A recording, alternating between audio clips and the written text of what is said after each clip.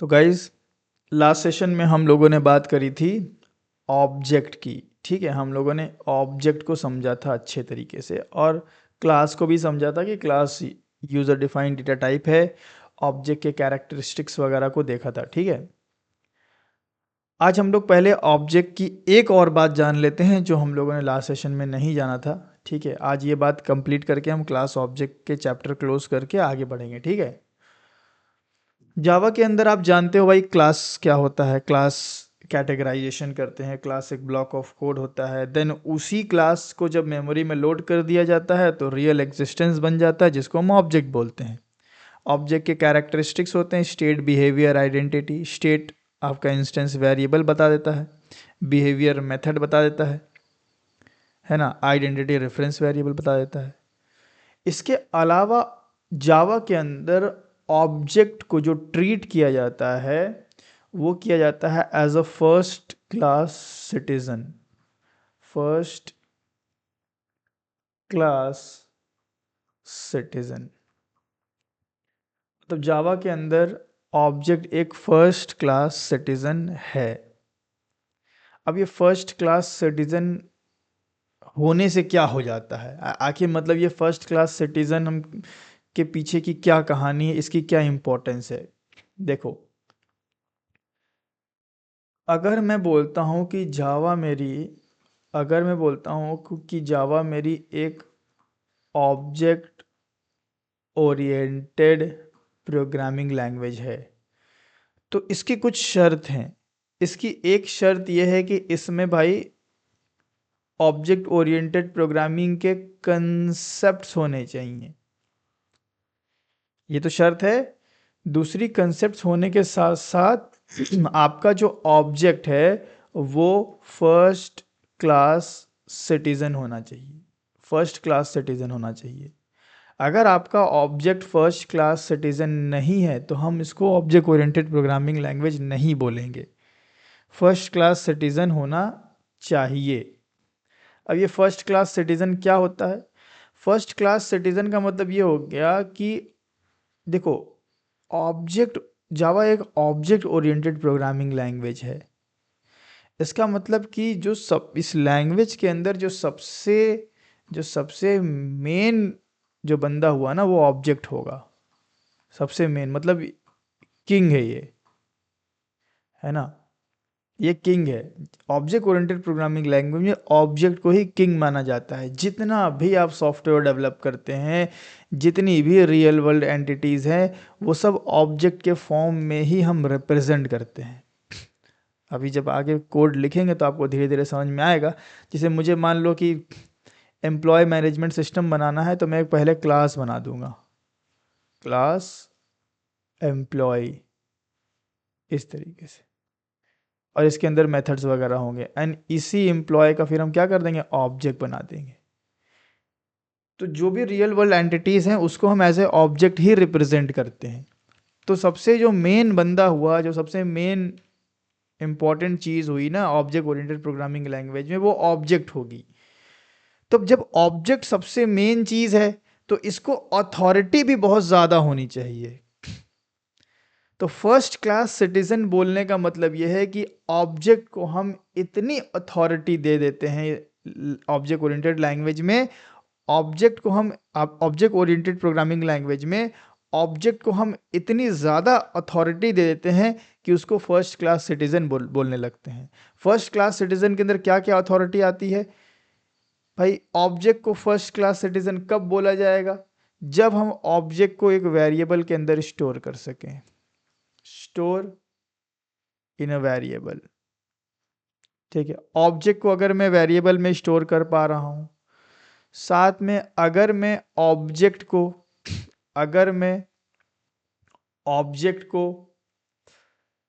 Argument की तरह पास कर पा रहा हूं, ठीक है, इसी तरह अगर मैं ऑब्जेक्ट को रिटर्न भी कर पा रहा हूं, तो यहाँ पे आप देख रहे हैं कि ऑब्जेक्ट जो है वो ऑब्जेक्ट के साथ बहुत सारे ऑपरेशन परफॉर्म किए जा रहे हैं, जिनमें 3 की बात हमने किया। वेरिएबल के अंदर स्टोर करना एंड आर्गुमेंट के साथ पास करना, ठीक है, एंड रिटर्न करना। तो अगर ऑब्जेक्ट को वेरिएबल में होल्ड किया जा सके, एज अ पैरामीटर किसी मेथड में पास किया जा सके और किसी मेथड से रिटर्न भी किया जा सके, तो हम ये कंक्लूजन निकाल सकते हैं कि ये जो भी लैंग्वेज है भाई एक्स वाई जेड, इस लैंग्वेज में ऑब्जेक्ट को as a first class citizen treat किया जा रहा है। आई बात समझ में? फर्स्ट क्लास सिटीजन का क्या मामला है? ये तीन ये तीन जो है कंडीशंस अप्लाई होनी चाहिए। अगर ये तीनों चीज़ हो रही हैं तो हम बोल सकते हैं कि हाँ भाई फर्स्ट क्लास सिटीजन है। क्लियर हुआ?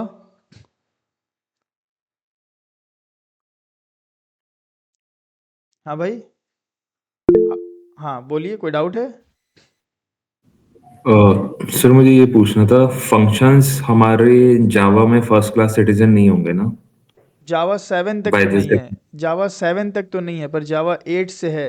And that is why Java 8 से हम जावा को बोलते हैं कि Java is an object oriented as well as functional programming language. तो फंक्शनल वो प्रोग्रामिंग क्यों बोलते हैं? क्योंकि फंक्शन को हम वेरिएबल में होल्ड कर पाएंगे, रिटर्न भी कर पाएंगे, पास भी कर पाएंगे। मतलब तो फंक्शन मतलब जैसे फर्स्ट क्लास सिटीजन बन जाता है जावा 8 से, अभी नहीं है लेकिन। तो मतलब हम यूजर डिफाइंड फंक्शन बना सकते हैं जो आर्गुमेंट में जो है फंक्शन को एक्सेप्ट करेगा पैरामीटर में। हाँ बिल्कुल। ओके, वो पता लैम्बडा नहीं था। एक्सप्रेशंस में क्रिएट करेंगे हम उसको। हम फंक्शन बनाएंगे, उसको हम किसी एज अ पैरामीटर, पूरा का पूरा फंक्शन ही पास कर देंगे as a parameter. Okay okay. तो तो अगर फंक्शन के साथ ये तीन चीज़ें होने लग जाए तो हम बोलेंगे कि यार अब फंक्शन भी किंग बन गया है। मतलब ये अब मल्टी पैराडाइम लैंग्वेज है। ये एक ऐसी लैंग्वेज है जो मल्टीपल वेज ऑफ प्रोग्रामिंग को सपोर्ट करती है। तो यस, जावा जावा 8 वर्जन से ऑब्जेक्ट ओरिएंटेड भी है, फंक्शनल प्रोग्रामिंग भी है, क्योंकि फिर हम एक फंक्शन को भी वेरिएबल में होल्ड कर पाएंगे और पास कर पाएंगे और रिटर्न कर पाएंगे। ठीक है, तो वो एक कहानी है जो जावा 8 में हम सीखेंगे। तो अभी वो फंक्शन को आप दिमाग से बिल्कुल निकाल दीजिए, ऑब्जेक्ट पे हम अपने आप को रखेंगे। ठीक है, तो आइए इसका हम एक एग्जांपल देख लेते हैं। ये एक छोटी सी चीज़ रह गई थी। तो इसके एग्जांपल के लिए मैं क्या करता हूँ, एक प्रोजेक्ट ही बना लेता हूँ सिंपल सा। File new and Java project. ठीक है, एंड सिंपल नाम रखना है टेस्ट 2। और इसमें मैं क्या करूँगा, देखो इसमें मुझे एक ऑब्जेक्ट को भाई पास करना है, रिटर्न करना, सब कुछ करना है। तो मैं एक क्लास बना लेता हूँ। मान लो एक डॉग नाम की क्लास बना लेते हैं। ठीक है, एक हम बना लेते हैं अपनी लॉन्च, और एक बना लेते हैं हम, मान लो एक एक एक डेमो बना लेते हैं। ठीक है, ये तीन है हमारे पास। लॉन्च के अंदर मेन मेथड होगा। मेन लिख के कंट्रोल स्पेस दबाओ, ये मेन आ गया। एंड मैंने यहाँ पे एक ऑब्जेक्ट बनाया डॉग का, न्यू डॉग। अब आप देख रहे हो कि ऑब्जेक्ट तो बन गया, लेकिन मैं इसको वेरिएबल में होल्ड कर सकता हूँ। तो ये पहली शर्त हमारी कंप्लीट हुई फर्स्ट क्लास सिटीजन की, कि भाई हम ऑब्जेक्ट को वेरिएबल में होल्ड कर सकते हैं। अब मुझे अगर ये ऑब्जेक्ट यूज़ करना है तो मैं इस वेरिएबल से यूज़ कर सकता हूँ। आपके दिमाग में ये सवाल आ सकता है कि मतलब क्या बोल रहे हो आप, कि इस ऑब्जेक्ट को मैं वेरिएबल में होल्ड कर रहा हूँ, और इस वेरिएबल से ही हम ऑब्जेक्ट को इस वेरिएबल से भी हम ऑब्जेक्ट को यूज़ कर सकते हैं। से भी का क्या मतलब है? क्या इसके बिना भी यूज़ कर सकते हैं, या इसके बिना भी आप ऑब्जेक्ट को यूज़ कर सकते हैं? ज़रूरी नहीं है कि ऑब्जेक्ट को आप वेरिएबल में होल्ड करें। एग्जाम्पल के तौर पे अगर मैं यहाँ एक मेथड बना दूँ टेस्टिंग के लिए, सिर्फ एक टेस्ट मेथड बना दूँ, और यहाँ पे सस आउट कर लेता हूँ हेलो। अगर मेरे को ये मेथड कॉल करना है तो मुझे ज़रूरी नहीं है कि मैं इस ऑब्जेक्ट को एक वेरिएबल में होल्ड करूँ। ये एक तरीका है, लेकिन आप चाहो तो ऑब्जेक्ट बना करके उस ऑब्जेक्ट पे डायरेक्ट आप अपने मेथड को चला सकते हो। टेस्ट लाइक दिस, देखिए आ जाएगा आउटपुट आपको हेलो। तो ये डायरेक्ट भी पॉसिबल है। लेकिन डायरेक्ट करोगे तो अपने ऑब्जेक्ट पे आप एक ही मेथड को चला सकते हो। मैं अपने ऑब्जेक्ट पे n नंबर ऑफ मेथड चलाना चाहता हूँ अगर, तो मैं क्या करूँगा, ऑब्जेक्ट को एक वेरिएबल में होल्ड कर लूँगा, जो कि आप ज़्यादातर जगहों पे ऐसा ही सिंटेक्स देखे होगे। ये होल्ड कर दिया एंड देन हम इसकी टेस्टिंग कर लेंगे। ठीक है, तो वेरिएबल में हमने ऑब्जेक्ट को होल्ड किया। अब मेरे पास एक डेमो क्लास है, ठीक है, मैं यहाँ से क्या करता हूँ, टेस्ट उठा लेता हूँ, यहाँ रख लेता हूँ डेमो में। अब मुझे ये भाई फर्स्ट क्लास सिटीज़न के लिए भाई मुझे ये भी चेक करना पड़ेगा कि क्या मैं इस ऑब्जेक्ट को किसी दूसरी जगह पास कर सकता हूँ। तो बिल्कुल आप पास कर सकते हैं। अब कैसे पास होगा, देखो, मुझे इस टेस्ट में इस डॉग को पास करना, ऑब्जेक्ट को पास करना है, तो भाई इसके पास पैरामीटर होना चाहिए। हमने बताया आपको मेथड में कि जिस टाइप की वैल्यू भेजते हो उस टाइप का आपके पास पैरामीटर होना चाहिए। यहाँ मैं डॉग भेज रहा हूँ, तो डॉग का टाइप क्या है, dog only, it is a user defined data type. तो आप यहाँ पे डॉग, वेरिएबल का नाम कुछ भी लिखो, ये डजेंट मैटर, बट टाइप आपका सेम होना चाहिए। एंड देन अब मैं डेमो का ऑब्जेक्ट बनाऊंगा, new demo, and now I can call dog, I can call test and pass dog. तो देख रहे हो आप, मैंने यहाँ से अपने डॉग ऑब्जेक्ट को इधर भेज दिया और यहाँ पे प्रिंट कराते हैं ऑब्जेक्ट। प्रिंट कराएंगे तो हेक्सा कोड तो मिलेगा ना कम से कम। आओ देखते हैं कि ऑब्जेक्ट मेरा पास हुआ कि नहीं हुआ। देखो ऑब्जेक्ट पास हो रहा है। तो इस तरीके से हमने ऑब्जेक्ट को पास करना सीखा। पास करने के बाद मान लो इसमें कोई ऑपरेशन परफॉर्म किया, जैसे प्रिंट प्रिंट किया, इसके बाद हम चाहें तो इसको रिटर्न भी कर सकते हैं, रिटर्न डॉग। मतलब एक एक मेथड के अंदर आपने अपना ऑब्जेक्ट भेजा, उसके अंदर मॉडिफिकेशन किया एंड फिर वही सेम ऑब्जेक्ट रिटर्न भी कर दिया। You can modify your object, ठीक है। तो रिटर्न करोगे तो रिटर्न टाइप वॉइड नहीं, क्या हो जाएगा, डॉग। एंड अगर आपने ऐसा किया तो अब जैसे मैंने टेस्ट मेथड चलाया, टेस्ट मेथड मुझे डॉग ऑब्जेक्ट रिटर्न करेगा, तो मैं उसको डॉग में होल्ड कर लूँगा एंड यहाँ अगेन प्रिंट कर लूँगा। ठीक है, ध्यान रहे मैंने डॉग डॉग नहीं लिखा क्योंकि ऑलरेडी मेरे पास डॉग नाम का वेरिएबल था। तो एक वेरिएबल एक ब्लॉक में दो बार नहीं बनता है। देखिए, तो यहाँ भी प्रिंट हो गया। तो आप देख पा रहे हैं ये कोई रियल टाइम एप्लीकेशन नहीं बनाया भाई हमने। एक सिंपल बस एक चीज़ हमने आपको दिखाई है कि एक ऑब्जेक्ट को हम वेरिएबल में होल्ड कर सकते हैं, उसको मेथड पैरामीटर्स में भेज सकते हैं as an argument, and if needed हम ऑब्जेक्ट को रिटर्न भी करेंगे। एन ऑब्जेक्ट के साथ जब ये सारी चीज़ें करना पॉसिबल हो रहा है तो हम बोलेंगे कि भाई ऑब्जेक्ट तो यार बहुत बढ़िया चीज़ है, इस लैंग्वेज में इसके पास इसके साथ बहुत सारा काम किया जा सकता है, एंड दैट इज़ वाई इसको हम बोलते हैं फर्स्ट क्लास सिटीजन। क्लियर हुआ सबको? क्लियर है भाई?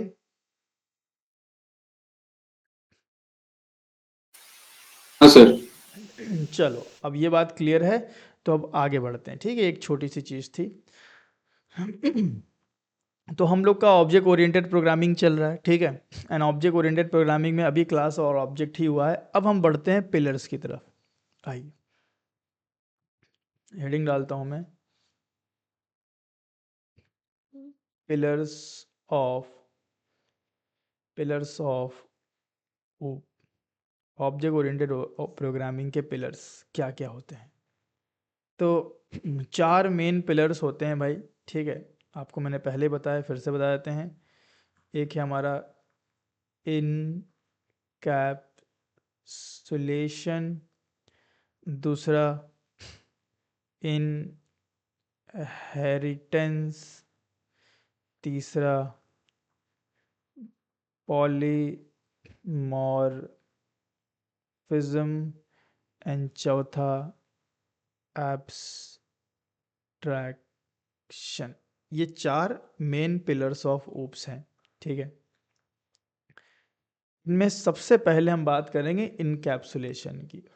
पिलर्स का मतलब क्या हो गया भाई? पिलर्स का मतलब हो गया कि भाई इन चारों में से अगर कोई भी नहीं होगा तो ऑब्जेक्ट ओरिएंटेड प्रोग्रामिंग हम नहीं बोल सकते। ऑब्जेक्ट बेस्ड बोल सकते हैं लेकिन ऑब्जेक्ट ओरिएंटेड नहीं बोलें।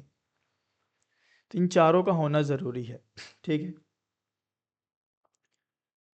अब इसमें सबसे पहले कंसेप्ट पकड़ते हैं हम इनकैप्सुलेशन को। सबसे पहले हम बात करेंगे इनकैप्सुलेशन। रियल वर्ल्ड में, सॉफ्टवेयर डेवलपमेंट में ये बहुत ज़्यादा यूज़ होता है इनकैप्सुलेशन। क्या है भाई इनकैप्सुलेशन?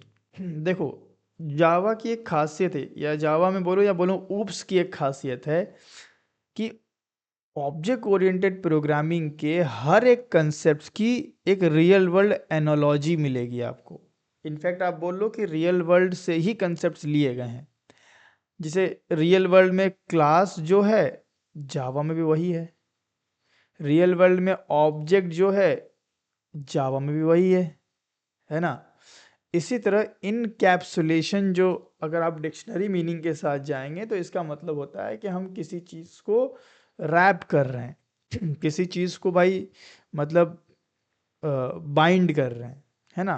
कैप्सूल, यहाँ पे एक वर्ड आया है कैप्सूल, इनकैप्सूल, ठीक है।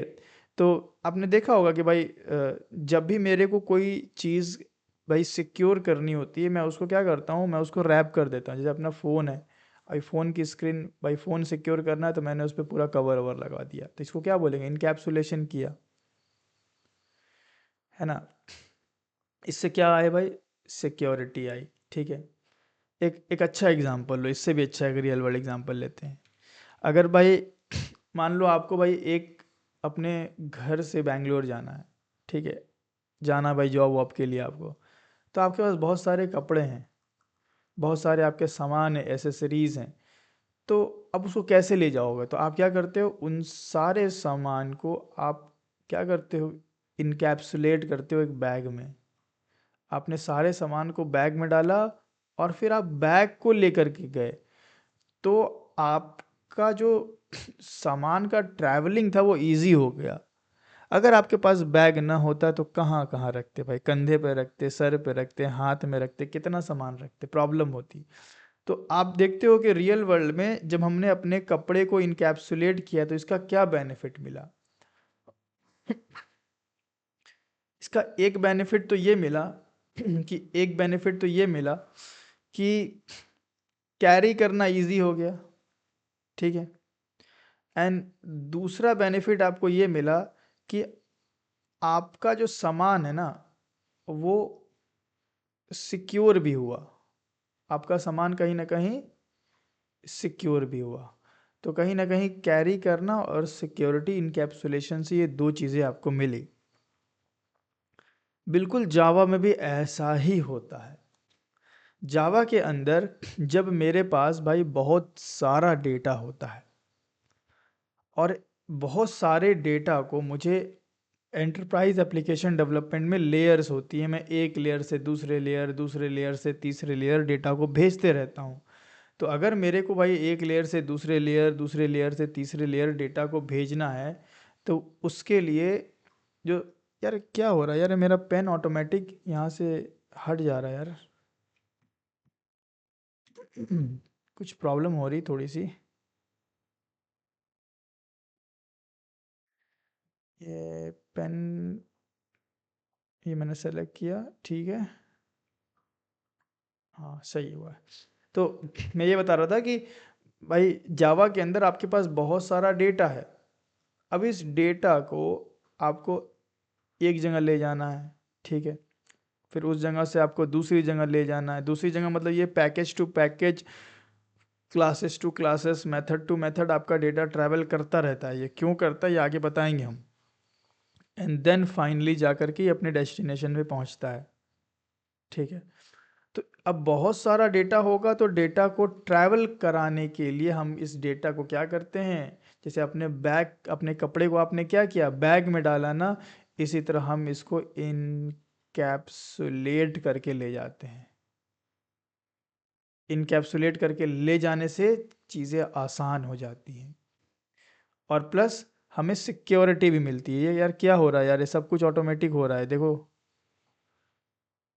भाई साहब। आई थिंक यार सर ये भूत आ गया आपके सिस्टम में। नहीं, ये ठीक हो गया सर। नहीं, ये आई बॉल का ये जो ये है ना, क्या बोलते हैं यार इसको, कनेक्टर, उस कनेक्टर में थोड़ी प्रॉब्लम आ गई है जहाँ तक मुझे लग रहा है। वो कनेक्टर निकालूंगा तो सही हो जाएगा, पर फिर मेरा इतने सारे मैं एसेसरीज को लैपटॉप से कनेक्ट कैसे करूँगा, पोर्ट तो कम होते हैं, एसेसरीज बहुत भी हैं, लैपटॉप है भाई, फिर अपना टैब भी है, माउस भी है। चलो देखते हैं हो जाएगा वैसे। तो इसका एक रियल वर्ल्ड एग्जांपल, पहले एक हम लोग प्रैक्टिकल एग्जांपल देखते हैं ना। अभी मैंने आपको क्या समझाया कि भाई इनकैप्सुलेशन, इनकैप्सुलेशन सिर्फ मीनिंग समझाया मैंने इनकैप्सुलेशन का, कि इनकैप्सुलेशन मतलब कि आप क्या कर रहे हो, आप किसी चीज़ को इनकैप्सुलेट कर रहे हो, बाइंड कर रहे हो और सिक्योर कर रहे हो, ठीक है। एंड रियल वर्ल्ड में आप देखते हो कि जब भी कोई सामान हमें ले जाना होता है तो हम उसको भाई बैग में इनकैप्सुलेट करके ही ले जाते हैं। दो चीज़ें मिलती है भाई, easy to carry and security. इसी तरह जावा के अंदर जब बहुत सारा डेटा होगा तो मुझे भी भाई आसानी से एक जगह से दूसरी जगह डेटा ले जाना है, तो मैं इनकैप्सुलेशन का यूज़ करूँगा। इट मीन्स कि यहाँ पे हमें दो चीज़ें मिलेंगी इनकैप्सुलेशन में, data binding and data hiding. ये दो चीज़ें मिलती हैं हमें यहाँ पे। हम डेटा को बाइंड कर पाते हैं और ऑब्जेक्ट की इंटरनल डिटेल्स को हाइड कर पाते हैं। इससे पहले कि मैं प्रैक्टिकली आपको दिखाऊं, मैं थोड़ा सा लिख देता हूँ ना आपको, ताकि थोड़ा सा समझ में आए कि क्या चल रहा है। तो मैं बोल सकता हूँ कि इनकैप्सुलेशन क्या है। इनकैप्सुलेशन इज या इज द प्रोसेस, एक प्रोसेस है, ठीक है, ऑफ रैपिंग, ठीक है, डेटा को रैप करने का एक प्रोसेस है रैपिंग, या इसको हम लोग बोलते हैं बाइंडिंग भी बोलते हैं। बाइंडिंग बहुत कॉमनली आप देखोगे, ठीक है। Binding data and method together, मतलब इनकैप्सुलेशन एक ऐसा प्रोसेस है जिसपे हम डेटा मतलब हो गया मेरा वेरिएबल ना, रैपिंग वेरिएबल, डेटा को ब्रैकेट करते हैं, जिसमें हम लोग क्या करते हैं, इनकैप्सुलेशन एक प्रोसेस है जिसमें हम वेरिएबल को और मेथड को आपस में क्या करते हैं, रैप करते हैं या बाइंड करते हैं, ठीक है। उससे क्या होगा, बाइंड करने से वो एक सिंगल यूनिट बन जाएगा, together in a single unit. जैसे आपका जो बैग है, ट्रॉली बैग है, वो एक सिंगल यूनिट है ना। उसके अंदर कितनी जीन्स है, कितनी शर्ट है, वो अलग बात है, लेकिन आपके लिए तो वो सिंगल यूनिट है, जस्ट पुल इट, है ना, just hold and pull it. So आपके लिए वो एक सिंगल यूनिट बन जाता है, तो कैरी करना इजी हो जाता है। इसी तरह जब मेरे पास बहुत सारे वेरिएबल होंगे, बहुत सारे मेथड होंगे, तो मैं इनको रैप करके एक सिंगल यूनिट बना देता हूँ। इसी को इनकैप्सुलेशन बोलते हैं। अभी मैं अभी दिखाऊंगा आपको ये कैसे होता है प्रैक्टिकली, ठीक है। अभी थोड़ा डेफिनेशन को थोड़ा सा अपने माइंड में रखिएगा। तो encapsulation is the process of wrapping या binding variable and method together in a single unit. And हम रेस्ट्रिक्ट करते हैं या and provide controlled access. Controlled access मतलब जैसे आप ट्रॉली बैग का समझो, ठीक है, बहुत सारे कपड़े थे, आपने उसको बाइंड करके एक सिंगल यूनिट बना दिया। अब सिंगल यूनिट बनाने का मतलब ये तो नहीं है कि भाई कोई भी आकर के उस बैग को खोल के आपका सामान देख लेगा। उस बैग को ओपन करने के लिए एक कंट्रोल्ड एक्सेस होगा। इट मीन्स कि एक लॉक होगा जिसकी एक चाबी होगी, and only authorised person can access that bag, जिसको बोलते हैं हम लोग कंट्रोल्ड एक्सेस। ऐसे ही जब हम अपने डेटा को रैप करेंगे, एक जगह से दूसरी जगह ले जाएंगे, तो हम ये इंश्योर करेंगे कि कोई भी राह चलता बंदा आ करके मेरा डेटा को चेंज ना कर दे। भाई मैं अपने डेटा के लिए काफ़ी सीरियस हूँ, तो मैं अपने डेटा का एक्सेस कंट्रोल्ड मैनर में दूंगा। कंट्रोल्ड एक्सेस का मतलब क्या होता है मैं आपको बता दूं थोड़ा सा।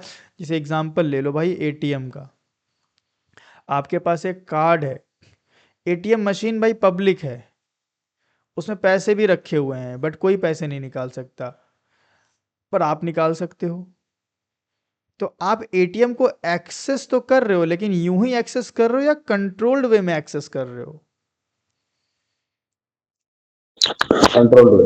Controlled way. तो कंट्रोल्ड एक्सेस का मतलब होता है कि हम कुछ रिस्ट्रिक्शंस के बेस पे एक्सेस प्रोवाइड करते हैं, कुछ सिक्योरिटी चेकअप करते हैं, देन एक्सेस प्रोवाइड करते हैं। तो इनकैप्सुलेशन में जब भी मेरा डेटा भाई बाइंड होगा तो उस डेटा को, देखो जब डेटा भाई बहुत सारा सिंगल डेटा जब बाइंड हो सकता है तो बाइंड होने के बाद उसमें से सिंगल डेटा फैच आउट भी किया जा सकता है। तो बाइंड करने के दौरान भी आप कुछ सिक्योरिटी चेकअप लगा सकते हो और निकालने के लिए भी सिक्योरिटी चेकअप लगा सकते हो।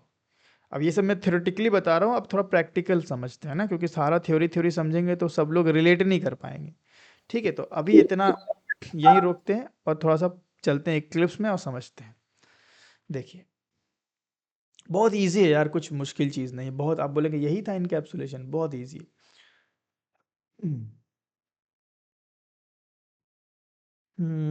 क्या किया जाए इसके लिए, एक काम करते हैं, मेरे पास लॉन्च है, डेमो है, डॉग को डिलीट करता हूँ, उसका काम नहीं है। एंड ये खाली करता हूँ मैं, इसको भी खाली करता हूँ। ठीक है, वॉइड कर लेता हूँ।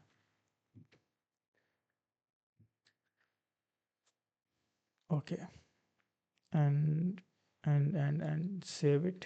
ठीक है, क्लियर। नीचे आ जाओ भाई। तो मेरे पास दो क्लास है, एक लॉन्च है, एक डेमो है। लॉन्च के अंदर लॉन्च के अंदर मेरे पास कुछ डेटा है। क्या डेटा है भाई, मैं डायरेक्ट ले लूँ तो डायरेक्ट ले लेता हूँ। मेरे पास एक डेटा है int age is equal to 10। ये आप स्कैनर से भी ले सकते हो ना, मैं आपको रिकमेंड करूँगा कि आप ये जो जो भी मैं डेटा ले रहा हूँ ना, प्रोग्रामर से जो ले रहा हूँ, आप उसको यूज़र इनपुट में चेंज करेंगे प्रैक्टिस के टाइम। ठीक है, इंट एज हो गया, इंट पिन कोड हो गया। ठीक है, इसी तरह डबल सैलरी हो गया।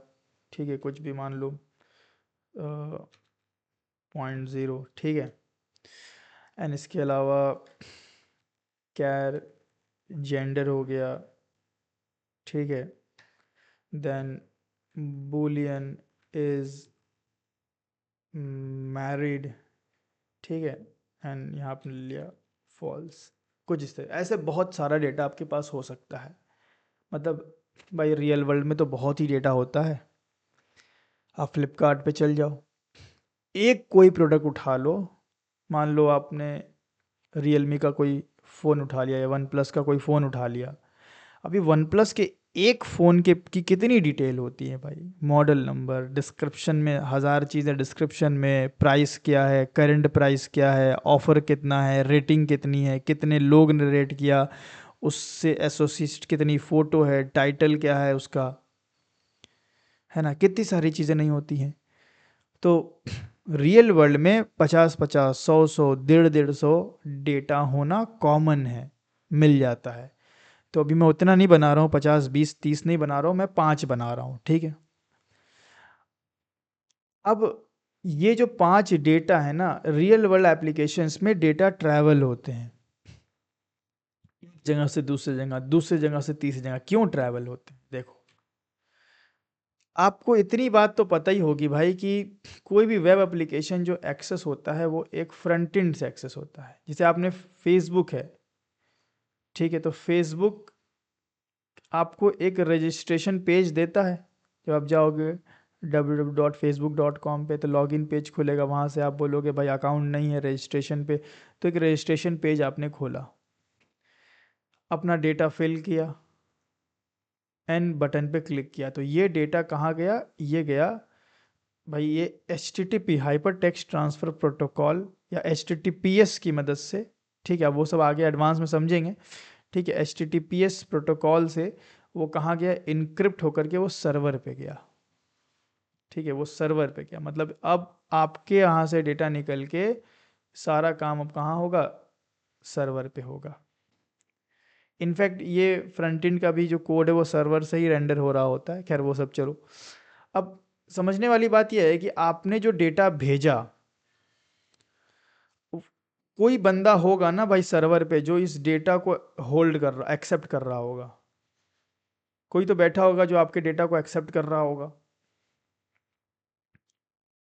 कोई ऐसा कोड लिखा होगा जो आपके भेजे हुए डेटा को HTTP जो HTTPS में आपने डेटा भेजा है तो वो गेट कर रहा होगा, गेट फ्रॉम HTTPS। मानते हैं ये चीज़? तो कॉमन सेंस वाली बात है। अब गेट करने के बाद इस डेटा पे बहुत सारा काम करना है, इस डेटा को वैलिडेट कराना है कि भाई जैसे मान लो यहाँ पे है भाई फ़ोन नंबर, आपने फ़ोन नंबर डाल दिया ये ABCD, तो ये जाके डेटाबेस में थोड़ी चेक करेगा कि फ़ोन नंबर ABCD होता है कि नहीं होता है। एक मिसाल देते हैं कि मान लो कि भाई अ, आप एक एम्प्लॉय हो और आप एक लाइब्रेरी के एम्प्लॉय हो, आपका काम है भाई लोग आते हैं बुक्स मांगते हैं, आप उनको बताते हो, आप लाइब्रेरी के एम्प्लॉय हो। मैं आया, मैंने आपसे पूछा कि भाई साहब HC वर्मा है, तो आप बोलेगे लेट मी चेक, जाओगे अपने लाइब्रेरी में चेक करोगे, बोलेगा हाँ हाँ जी है, आप मुझे प्रोवाइड करोगे। लेकिन अगर मैं आपसे आके पूछूं कि भाई पिज़्ज़ा है, तो क्या आप लाइब्रेरी में चेक करने जाओगे? नो नो, नहीं ना, डायरेक्ट बोलोगे यार। ये पहले वैलिडेट। हाँ, अब मतलब आप डायरेक्ट आपने अपने अंदर ही उस डेटा को वैलिडेट कर लिया कि यार ये चीज़ तो हो ही नहीं सकती, है ना? मतलब you need not to check your database, हर डेटा के लिए डेटाबेस को चेक करने की ज़रूरत नहीं पड़ती। तो हम भी ऐसा प्रोग्राम बनाते हैं कि हर हर राह चलते डेटा के लिए भाई डेटाबेस चेक ना हो, कि डेटाबेस मुझे एरर दे कि नहीं ये जो आप फ़ोन नंबर भेज रहे हैं वो ऐसा नहीं होना चाहिए। तो जब डेटा एक्सेप्ट होता है तो डेटा को एक्सेप्ट करने के बाद वैलिडेट किया जाता है। अब जहाँ पे डेटा आप एक्सेप्ट कर रहे हो वहीं वैलिडेशन का कोड लिखो, तो इससे क्या हो गया कि दो लॉजिक आपस में क्या हुआ, मर्ज हो गया। यहीं पे आपने डेटा को HTTPS से एक्सेप्ट करने का भी कोड लिख दिया, वहीं पे वैलिडेशन भी कोड लिख दिया। तो प्रोग्रामिंग लैंग्वेज में या मैं बोलूँ कि सॉफ्टवेयर डेवलपमेंट में हमेशा लूज लूज कपलिंग को सपोर्ट किया जाता है। म्यूट कर लीजिए, नॉइज आ रहा है। हमेशा लूज कपलिंग को प्रमोट किया जाता है, लूज कपलिंग या मॉड्युलैरिटी को प्रमोट किया जाता है। मॉड्युलैरिटी ये बोलती है कि भाई जो चीज़ें आप लिख रहे हो वो चीज़ें वेल डिवाइड होनी चाहिए, अच्छे तरीके से फॉर्मेटेड एंड कैटेगराइज होनी चाहिए। तो अगर एक कोई क्लास आपने बनाई है जिसका एक मेथड है जो डेटा को गेट कर रहा है, तो डेटा का वैलिडेट अलग क्लास में करो, क्योंकि क्लास एक पर्पस भी बताता है ना? तो हम क्या करते हैं, हम इस डेटा को उठा करके एक दूसरी क्लास में ले जाते हैं, सिर्फ किस लिए, सिर्फ बिजनेस लॉजिक अप्लाई करने के लिए। अभी मैं उतना टेक्निकल नहीं जा रहा हूँ क्योंकि आप लोगों ने बहुत सारी चीज़ें नहीं पढ़ी है, तो हम इसको ले जाएंगे वैलिडेशन कराने के लिए। एंड यहाँ पे पूरा वैलिडेशन का इफ एल्स स्ट्रिंग ये वो पूरा लॉजिक लिख देंगे, वैलिडेशन का लॉजिक। तो इसका मतलब कि मेरा जो डेटा आया था 5 डेटा या 50 डेटा, उस 50 डेटा को मुझे एक क्लास के एक मेथड से दूसरे क्लास के दूसरे मेथड पे ले जाना पड़ा या नहीं पड़ा? हाँ सर, हाँ। इसका मतलब डेटा ट्रैवल हो रहा है। चलो मान लो वैलिडेट हो गया, वैलिडेट अगर हो गया तो अब इसी डेटा को मुझे डेटाबेस में भी डालना है। डेटाबेस ये रहा भाई, मान लो यहाँ पे है डेटाबेस, ठीक है, छोटा सा बना देता हूँ मैं। अब इसी डेटा को मुझे डेटाबेस में भी स्टोर करना है। डेटाबेस में इसलिए स्टोर किया जाता है ताकि डेटा आपका परमानेंटली स्टोर हो जाए। जब मैं साइन अप करता हूँ तो मेरा डेटा फेसबुक के पास परमानेंटली स्टोर हो जाता है, मैं 1 महीने बाद भी लॉगिन करूँगा तो वो पहचान लेगा कि ये बंदा कौन है। तो ये आपका डेटाबेस है, ठीक है।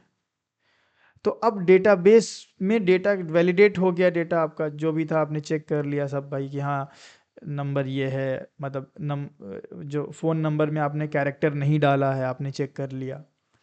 एज मान लो है तो आपने चेक कर लिया कि एज की वैल्यू भाई 18 से ऊपर ही होनी चाहिए, 15 से ऊपर ही, जो भी आपका फैक्टर है आपने चेक कर लिया। जब सारी चीज़ें आपने चेक कर ली, आपने ये नहीं चेक किया कि भाई डेटा क्या है, आपने चेक किया कि डेटा का फॉर्मेट सही है कि नहीं है। फ़ोन नंबर में ऐसा तो नहीं कि ABCD डाल के रखा है, नहीं भाई फ़ोन नंबर में सारे डिजिट्स ही डाल के रखा है। आपने सारी चीज़ें चेक कर ली। अब चेक करने के बाद डेटाबेस में डालना है, तो डेटाबेस का लॉजिक आप यहाँ नहीं लिखोगे, यहाँ लिखोगे तो अगेन यहीं वैलिडेशन का लॉजिक और यहीं डेटाबेस का लॉजिक। इसका मतलब कि फिर अगेन हॉच पॉच। और हम चाहते हैं भाई मॉड्यूलैरिटी, तो इसके लिए हम अपने डेटा को अगेन नेक्स्ट क्लास पे लेकर के जाते हैं, अगेन हम ले जाते हैं उसको अगली क्लास पे, और ये वाली क्लास बहुत इंपॉर्टेंट होती है। इसके अंदर फिर हम डेटाबेस से कनेक्शन करते हैं, फिर एसक्यूएल क्वेरी को लिखते हैं और अपने डेटाबेस को हिट करके डेटा को स्टोर कर देते हैं अपने डेटाबेस में। अब ये देखो, अगर आप सोचो कि मैं वैलिडेशन वाला लॉजिक, ये डेटाबेस वाला लॉजिक और गेट फ्रॉम एचटीटीपी, ये सारा लॉजिक अगर मैं यहीं लिखता एक ही क्लास में तो अच्छा होता नहीं। ना, वो गंदा लगता है सर ना, वो काफ़ी कॉम्प्लेक्स भी दिखता, वो मेंटेनेबिलिटी नहीं रहती, रीडेबिलिटी नहीं रहती, मॉड्यूलैरिटी नहीं रहती, फ्लेक्सिबिलिटी नहीं रहती, अरे सारी प्रॉब्लम आने लगती है फिर धीरे धीरे। तो इसलिए डेटा का एक जगह से दूसरे जगह, दूसरी जगह से तीसरे जगह, तीसरे से चौथे, चौथे से पांचवे, ये ट्रैवल होना कोई बड़ी बात नहीं है। जब हम एडवांस जावा में प्रोजेक्ट्स बनाएंगे, रियल टाइम बिल्कुल प्रोजेक्ट जैसे आईटी में डेवलप होता है, तो हम भी ऐसे ही डेटा को ट्रैवल्स कराएंगे, जिसको हम लोग बोलते हैं एंटरप्राइज एप्लीकेशन डेवलपमेंट लेयर, जिसमें हमारा प्रेजेंटेशन लेयर आता है, बिजनेस लेयर आता है, डेटाबेस लेयर आता है। फिर उसकी भी और ब्रेकडाउन करोगे तो कंट्रोलर आएगा, सर्विस आएगा, डाओ आएगा, डीटीओज आएंगे, एंटिटीज आएंगी, बहुत सारी चीज़ें आएंगी, पूरा एमवीसी डिज़ाइन पैटर्न है, वो सब आप समझोगे। लेकिन अभी के लिए तो अभी उतनी चीज़ें आपने पढ़ी नहीं है, तो ठीक है कोई बात नहीं पढ़ी है, पर इतना तो आप समझ रहे हो ना कि भाई डेटा का एक जगह से दूसरी जगह जाना, दूसरे से तीसरी जगह जाना कोई बड़ी बात नहीं है, ये भाई बहुत कॉमन चीज़ दिख रही है। हाँ भाई, एक जगह से दूसरी जगह डेटा जा रहा है, दूसरे से तीसरी जगह जा रहा है। यार ये एक बार मैं अनप्लग करके प्लग आउट करता हूँ, है ना। तो मेरा भाई डेटा यहाँ था, यहाँ से यहाँ गया, यहाँ से यहाँ गया, यहाँ से यहाँ गया, एंड डेटाबेस में गया, ठीक है। तो अब सवाल ये है कि जब मेरे पास भाई डेटा आ गया, जब मेरे पास यहाँ हमने डेटा निकाला, 5 निकाला, 50 निकाला, कितना भी निकाला, तो 50 डेटा एक क्लास के एक मेथड से दूसरे क्लास के दूसरे मेथड में ले जाने का बेस्ट तरीका क्या है ना। डेटा एक जगह से दूसरी जगह जाता है, ये तो कंफर्म हो गया, लेकिन बेस्ट तरीका क्या है। तो वही बेस्ट तरीका मैं एक छोटे से एग्जांपल में यहाँ आपको समझा रहा हूँ कि अगर ऐसी ज़रूरत पड़ गई, और पड़ेगी ही, कि एक क्लास के एक मेथड से आपको अपना डेटा दूसरे क्लास के दूसरे मेथड में ले जाना है, तो बेस्ट तरीका क्या है। तो बेस्ट तरीका है इनकैप्सुलेशन, डेटा बाइंड करके ले जाओ आप। बिना बाइंड करने ले जाएंगे तो क्या दिक्कत है, वो भी बता देते हैं। बिना बाइंड किए ले जाओगे तो दिक्कत ये है कि आपको यहाँ पे वेरिएबल पैरामीटर्स बनाने होंगे, int age, int pin code, ऐसे बनाते बैठो। अब डबल सैलरी कितना बनाओगे यार। मान लो कि इधर 50 है, तो 50 पैरामीटर्स बनाओगे अगर अपने मेथड में, तो क्या ये अच्छा दिखेगा 50 पैरामीटर। No sir. और इसमें एक सबसे बड़ी प्रॉब्लम पता क्या होती है, चलो मान लो आपने थक हार के बना भी लिया ना, सबसे प्रॉब्लम आती है कॉलिंग में, क्योंकि ये भी इंट है, ये भी इंट है। तो कॉलिंग के दौरान आपको अपने डेटा का सीक्वेंस सही रखना होगा। अगर मान लो आपने भेजने के दौरान आपने पिन कोड पहले भेज दिया और एज बाद में भेजा, तो एरर आएगा या वो चला जाएगा। एरर आएगा। चला जाएगा, क्योंकि चला इंट एज नाम के वेरिएबल में पिन कोड की वैल्यू चल जाएगी क्योंकि वो भी इंट है, हाँ और पिन कोड नाम के वेरिएबल में एज की वैल्यू चल जाएगी, वो भी इंट है। तो इससे फिर आपका डेटा भी इनकंसिस्टेंट हो सकता है, ये सारी प्रॉब्लम। और जो मेन प्रॉब्लम है ना, कि आपका जो प्रोग्राम है वो फिर वो आपका जो मेथड्स हैं वो बहुत कॉम्प्लेक्स दिखेंगे, बहुत बड़े बड़े पैरामीटर्स दिखेंगे, लाइन ऑफ कोड भी बढ़ता जाएगा। और सिर्फ ये एक जगह नहीं करना, ये बार बार करना, एक क्लास में करोगे, फिर दूसरे क्लास में करोगे, फिर तीसरे, चौथे, पाँचवें, 10 जगह आप 50-50 पैरामीटर ही बनाते बैठोगे। सो इसका सॉल्यूशन है, ये बिल्कुल ऐसा ही हो गया कि आप अपने जब घर छोड़ के बैंगलोर जा रहे हैं, तो आप अपने कपड़े को हाथ में लेके जा रहे हैं, कहीं कंधे पे रखा हुआ है, कहीं सर पे रखा हुआ है, कहीं कमर में बांधा हुआ है, ये ऐसा सिस्टम हो गया। हमें चाहिए बैग, हमें प्रॉपर बैग चाहिए जिसमें हम अपने इस डेटा को इनकैप्सुलेट करके ले जाऊं। एंड वो बैग पता है क्या है, वो बैग कुछ नहीं भाई, एक क्लास है। एक क्लास है। तो मैं इनकैप्सुलेशन मतलब डेटा को देखो कैसे बाइंड करूँगा, एक सिंगल यूनिट बनाऊँगा। मैं एक सिंपल एक क्लास बना लूँगा, नाम रख देता हूँ उसका एम्प्लॉय, ठीक है। और अब मेरे पास एम्प्लॉय से रिलेटेड कितना डेटा है, उतने इंस्टेंस वेरिएबल मैं यहाँ बना लूँगा, ठीक है। उतने इंस्टेंस वेरिएबल बना लूँगा, इन सभी को मैं प्राइवेट बनाऊँगा। प्राइवेट इंट एज वैल्यू नहीं रखूँगा इसमें, सिर्फ इंस्टेंस वेरिएबल बनाऊँगा। अब इन्हें समझाऊँगा कि मैं प्राइवेट क्यों रख रहा हूँ, ठीक है। ये प्राइवेट, फिर डबल सैलरी, ठीक है, ये हो गया। फिर मैंने बनाया प्राइवेट, ठीक है, एंड अगेन मैंने बनाया यहाँ पे प्राइवेट, ये हमने बना दिया, ठीक है। प्राइवेट वेरिएबल का मतलब ये हुआ कि ये जो वेरिएबल्स हैं इस क्लास के बाहर से एक्सेसिबल नहीं होंगे। अगर मैं एम्प्लॉय क्लास का ऑब्जेक्ट बनाऊं तो क्या मैं इस एज को एक्सेस कर सकता हूं हाँ। डायरेक्ट? नहीं सर। डायरेक्ट नहीं कर सकते। चलो छोड़ो नहीं सर, इसी छोड़ो छोड़ो इसको, मैं पब्लिक बन, मत दिमाग लगाओ यार प्राइवेट पे। एक टाइम पे एक ही कंसेप्ट पे फोकस करते हैं, ठीक है। अभी हम डेटा हाइडिंग पे नहीं, डेटा बाइंडिंग पे फोकस करते हैं। छोड़ो, बनाओ पब्लिक, कोई दिक्कत नहीं। तो प्रॉब्लम क्या थी हमारी, छोड़ दो, अभी दिमाग से निकाल दो पब्लिक प्राइवेट। प्रॉब्लम ये थी कि भाई बहुत सारा डेटा था तो बहुत सारा पैरामीटर बनाना होता था। हम चाहते हैं कि भाई इसको हम बाइंड करके एक सिंगल यूनिट बैग रेडी करें। तो ये मेरा बैग आ गया। बैग में हमने बता दिया कि भाई इस बैग की कैपेसिटी कितनी, ये एक एज, एक पिन कोड, एक सैलरी, एक जेंडर और एक बूलियन वैल्यू रख सकता है। अब मैं क्या करूँगा, अब मैं क्या करूँगा यहाँ पे कि मैं यहाँ पे, देखो ध्यान देना, मैं यहाँ पे ऑब्जेक्ट बनाऊँगा न्यू एम्प्लॉय का। एम्प्लॉय का मैंने ऑब्जेक्ट बनाया, ठीक है। एम्प्लॉय का मैंने ऑब्जेक्ट बनाया एंड एम्प्लॉय के ऑब्जेक्ट बनाने के बाद मैंने क्या किया, एम्प्लॉय डॉट इसका मैंने चलाया एज। एम्प्लॉय का एज उसमें मैंने डाल दी अपनी एज जो मेरे पास थी। तो इसका मतलब क्या हुआ, इस जो जब मैंने भाई एम्प्लॉय का ऑब्जेक्ट बनाया तो भाई जाहिर सी बात है कि जब मैंने इस क्लास का ऑब्जेक्ट बनाया तो मेमोरी एलोकेट तो हुई होगी रैम में, ठीक है। रैम में हाँ। मेमोरी, हाँ रैम में जो मेमोरी एलोकेट हुई उसमें भाई ये 5-6 डब्बे बने हुए होंगे और सबकी डिफ़ॉल्ट वैल्यू स्टोर हुई होगी। मैंने क्या बताया था कि भाई इंस्टेंस वेरिएबल की डिफ़ॉल्ट वैल्यू होती है। तो एक्चुअली हुआ कैसा होगा, जैसे ही आपने लिखा होगा न्यू एम्प्लॉय तो आपके रैम के अंदर 5 ब्लॉक्स बने होंगे। एक, मैं इसको ही कॉपी पेस्ट कर लेता हूँ थोड़ा छोटा करके, ठीक है। 2 3 4 5, ये 5 डब्बे बन गए और पांचों में भाई सबसे पहले एज था उसकी 0 स्टोर हुई होगी। फिर यहाँ भी दूसरा क्या था यार, पिन कोड में 0 आएगा, सैलरी में आया होगा 0.0, जेंडर में ब्लैंक और इसमें फॉल्स है ना, बाय डिफ़ॉल्ट फॉल्स ही आया होगा, ठीक है। तो इसमें फॉल्स, जेंडर में ब्लैंक और डबल में 0.0। यहाँ मैं बी एल एन लिख दे रहा हूँ लेकिन ऐसा नहीं होता, ब्लैंक होता है ना। ये हमारा क्या है भाई, ये हमारा एम्प्लॉय ऑब्जेक्ट है।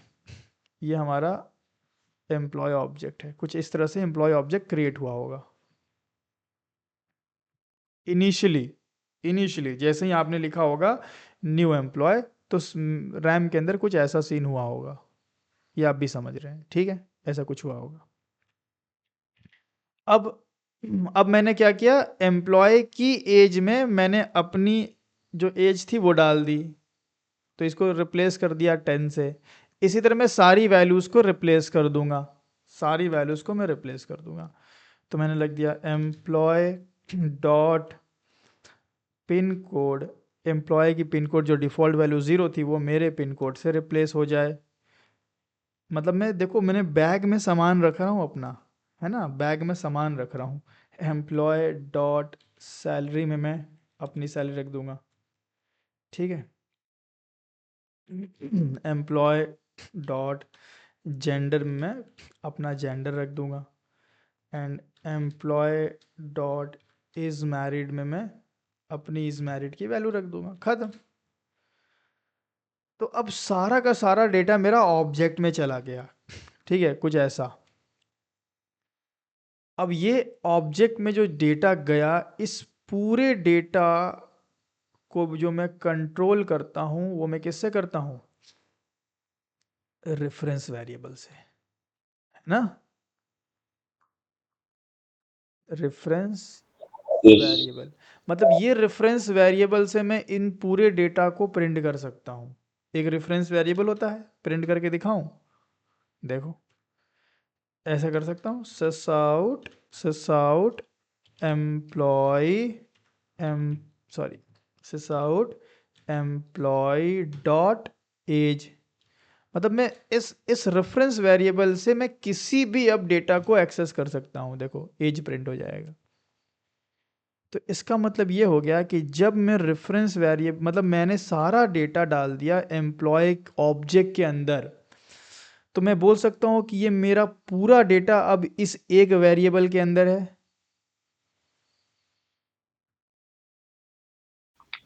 हाँ सर, है ना? पूरा डेटा मेरा अब इस एक वेरिएबल के हाँ हाँ, अंदर आ गया। तो इसी को तो हम बोलते हैं कि हमने अपने पूरे डेटा को एक सिंगल यूनिट में तब्दील कर दिया। अगर ये सारा डेटा एक जगह से दूसरी जगह ले जाने के बजाय अगर मैं सिर्फ इस रेफरेंस वेरिएबल को एक प्लेस से दूसरे प्लेस ले जाऊं, तो क्या मैं ये बोल सकता हूं कि मैंने पूरे डेटा को एक जगह से दूसरी जगह ले गए? क्या बात वही हो जाएगी? पूरा डेटा मत ले जाओ, सिर्फ ये रेफरेंस वेरिएबल को एक जगह से दूसरी जगह ले जाओ, तो ये रेफरेंस वेरिएबल तो अभी भी इसी को पॉइंट कर रहा यस यस, है ना? तो यही है भाई आपका डेटा बाइंडिंग।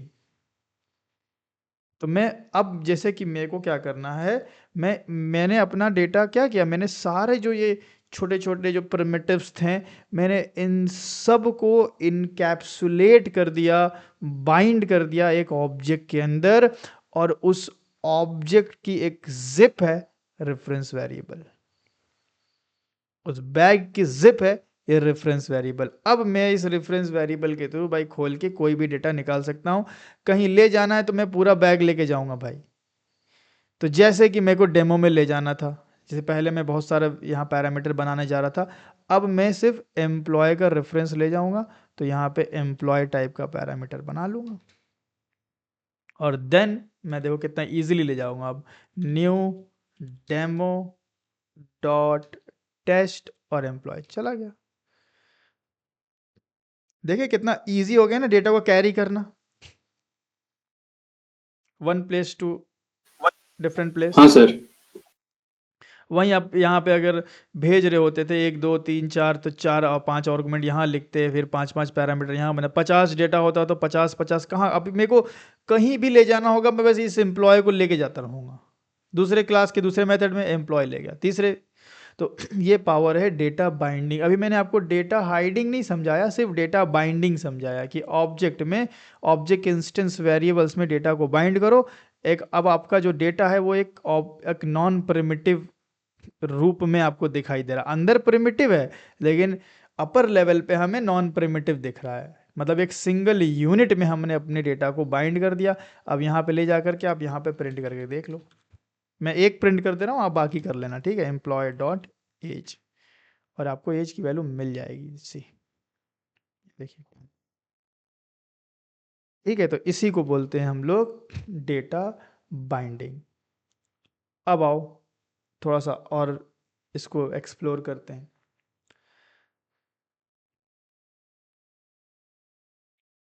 इनकैप्सुलेशन, हाँ बोलिए, पहले आप डाउट पूछ लीजिए फिर आगे बढ़ेंगे। सर इनकैप्सुलेशन और डेटा बाइंडिंग ये दोनों सेम ही चीज है, राइट? नहीं, इनकैप्सुलेशन का आधा डेफिनेशन है डेटा बाइंडिंग।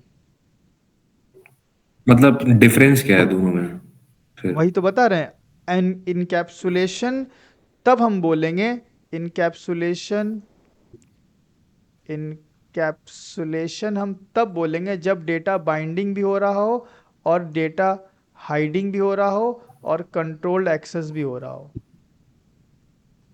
तीनों होगा ओके तो हम ओके ओके। इनकैप्सुलेशन बोलेंगे। अभी तो एंड सिर्फ डेटा एंड बाइंडिंग हो रहा है। ओके। एंड लाइक जो एनकैप्सुलेशन का कॉन्सेप्ट इम्प्लीमेंट करने के लिए हमारे पास जावा में क्लासेस का कॉन्सेप्ट है, सो हाँ क्लासेस की वजह से ही एनकैप्सुलेशन कर पा रहे हैं, right? Correct, class and object. But अगर जैसे क्लासेस में हम लोग एक्सेस मॉडिफायर नहीं लगाए तो हम लोग सिर्फ बस डेटा बाइंडिंग वाला कॉन्सेप्ट इम्प्लीमेंट कर रहे हैं, करेक्ट, इनकैप्सुलेशन नहीं कर रहे हैं अभी। फिर प्रॉपर एनकैप्सुलेशन नहीं हो रहा। ओके। हाँ, इनकैप्सुलेशन के लिए शर्त है भाई, इसीलिए मैंने डेफिनेशन में लिखा था कि it is the process of wrapping data and method together in a single unit and restricting direct access, ऐसा हमने कुछ ओके। लिखा था ना, एंड प्रोवाइडिंग कंट्रोल्ड एक्सेस। तो ये कंट्रोल्ड एक्सेस होना बहुत ज़रूरी है।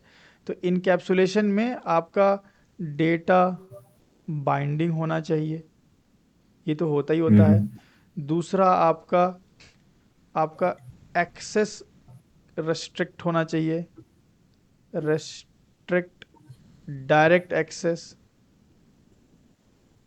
ठीक है। एंड तीसरा, अब डायरेक्ट एक्सेस रिस्ट्रिक्ट है तो कंट्रोल्ड एक्सेस प्रोवाइड करना पड़ेगा, एंड कंट्रोल्ड एक्सेस होना चाहिए, तब हम बोलेंगे इनकैप्सुलेशन हो रहा है। अभी तो सिर्फ हमने डेटा बाइंडिंग समझा, इनकैप्सुलेशन नहीं समझा अभी। हाँ, ये बोल सकते हो कि ये इनकैप्सुलेशन का ही एक पार्ट है।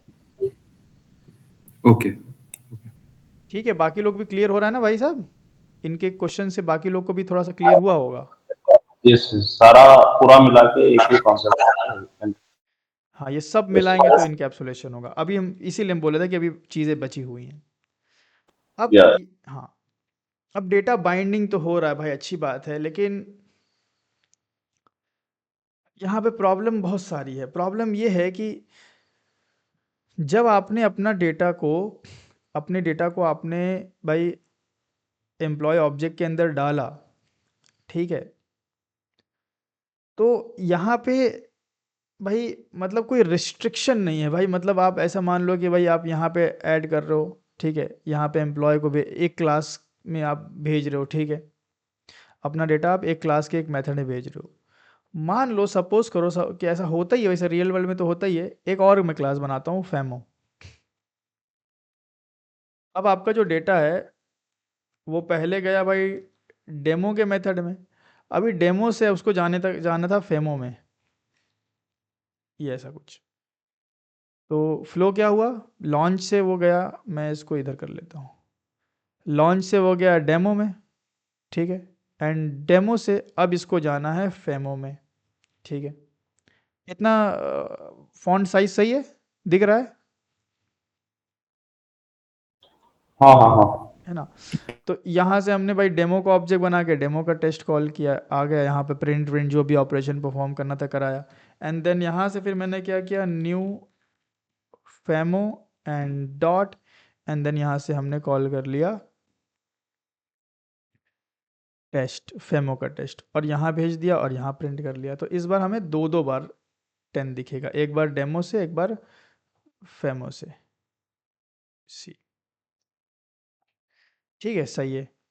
अब इसमें ये प्रॉब्लम है अभी कि जब मैं अपने डेटा को बाइंड कर रहा हूँ और एक प्लेस से दूसरे प्लेस पे भेज रहा हूँ, तो कोई भी हमारे इस डेटा को बड़े ही ईजिली डायरेक्टली एक्सेस कर सकता है, चेंज कर सकता है, या गलती से चेंज हो सकता है ये data. Any user can easily modify my object. Easily modification अगर आपका हो रहा है तो हम ये नहीं बोलेंगे कि प्रॉपर इनकैप्सुलेशन हो रहा है। ईजिली मॉडिफिकेशन मतलब यहाँ पे कोई ऐसा कर दे कि employee dot age is equal to 500 साल, तो अब फेमो को जो डेटा मिलेगा वो करप्टेड मिलेगा, है ना? इसका मतलब कि अगर आप अपने डेटा को भाई बैग में डाल रहे हो तो कम से कम यार सिक्योरिटी तो मेंटेन करो। कोई ऐसा नहीं कि भाई आपका कपड़ा चुरा करके कुछ और रख दे, है ना? तो ये प्रॉब्लम है अभी। इनकैप्सुलेशन तब माना जाएगा कि जब भाई हम अपने जो सेंसिटिव डेटा है उसके डायरेक्ट एक्सेस को रोकेंगे। इनकैप्सुलेशन का मतलब ऐसा होता है कि आपके पास एक डेटा होता है, ठीक है, आपके पास एक डेटा है, ठीक है, ठीक है। अब कोई भाई कोई यूज़र है, कोई यूज़र है, इस डेटा को भाई डायरेक्ट एक्सेस नहीं करना चाहिए। आपको डायरेक्ट एक्सेस पहले स्टॉप करना है, सबसे पहला काम। आपका जो डेटा है, डेटा सेंसिटिव भी हो सकते हैं, सेंसिटिव है चाहे नहीं है भाई, आपको डेटा का डायरेक्ट एक्सेस तो पहले आपको, सबसे पहले आपको डायरेक्ट एक्सेस रोकना ही है। एंड डायरेक्ट एक्सेस अगर आप किसी क्लास के किसी इंस्टेंस वेरिएबल का डायरेक्ट एक्सेस इसके बाहर से रोकना चाहते हैं तो मेक इट प्राइवेट। जैसे ही हमने इस सब को प्राइवेट बना दिया तो अब इस क्लास के बाहर से इसको एक्सेस किया ही नहीं जा सकता। हर जगह एरर आएगा। देखो, एम्प्लॉय की एज नहीं एक्सेस हो सकती, नहीं हो सकती, नहीं हो सकती। यहाँ पे एम्प्लॉय का एज नहीं एक्सेस हो सकता, एज नहीं हो सकता, एज नहीं हो सकता।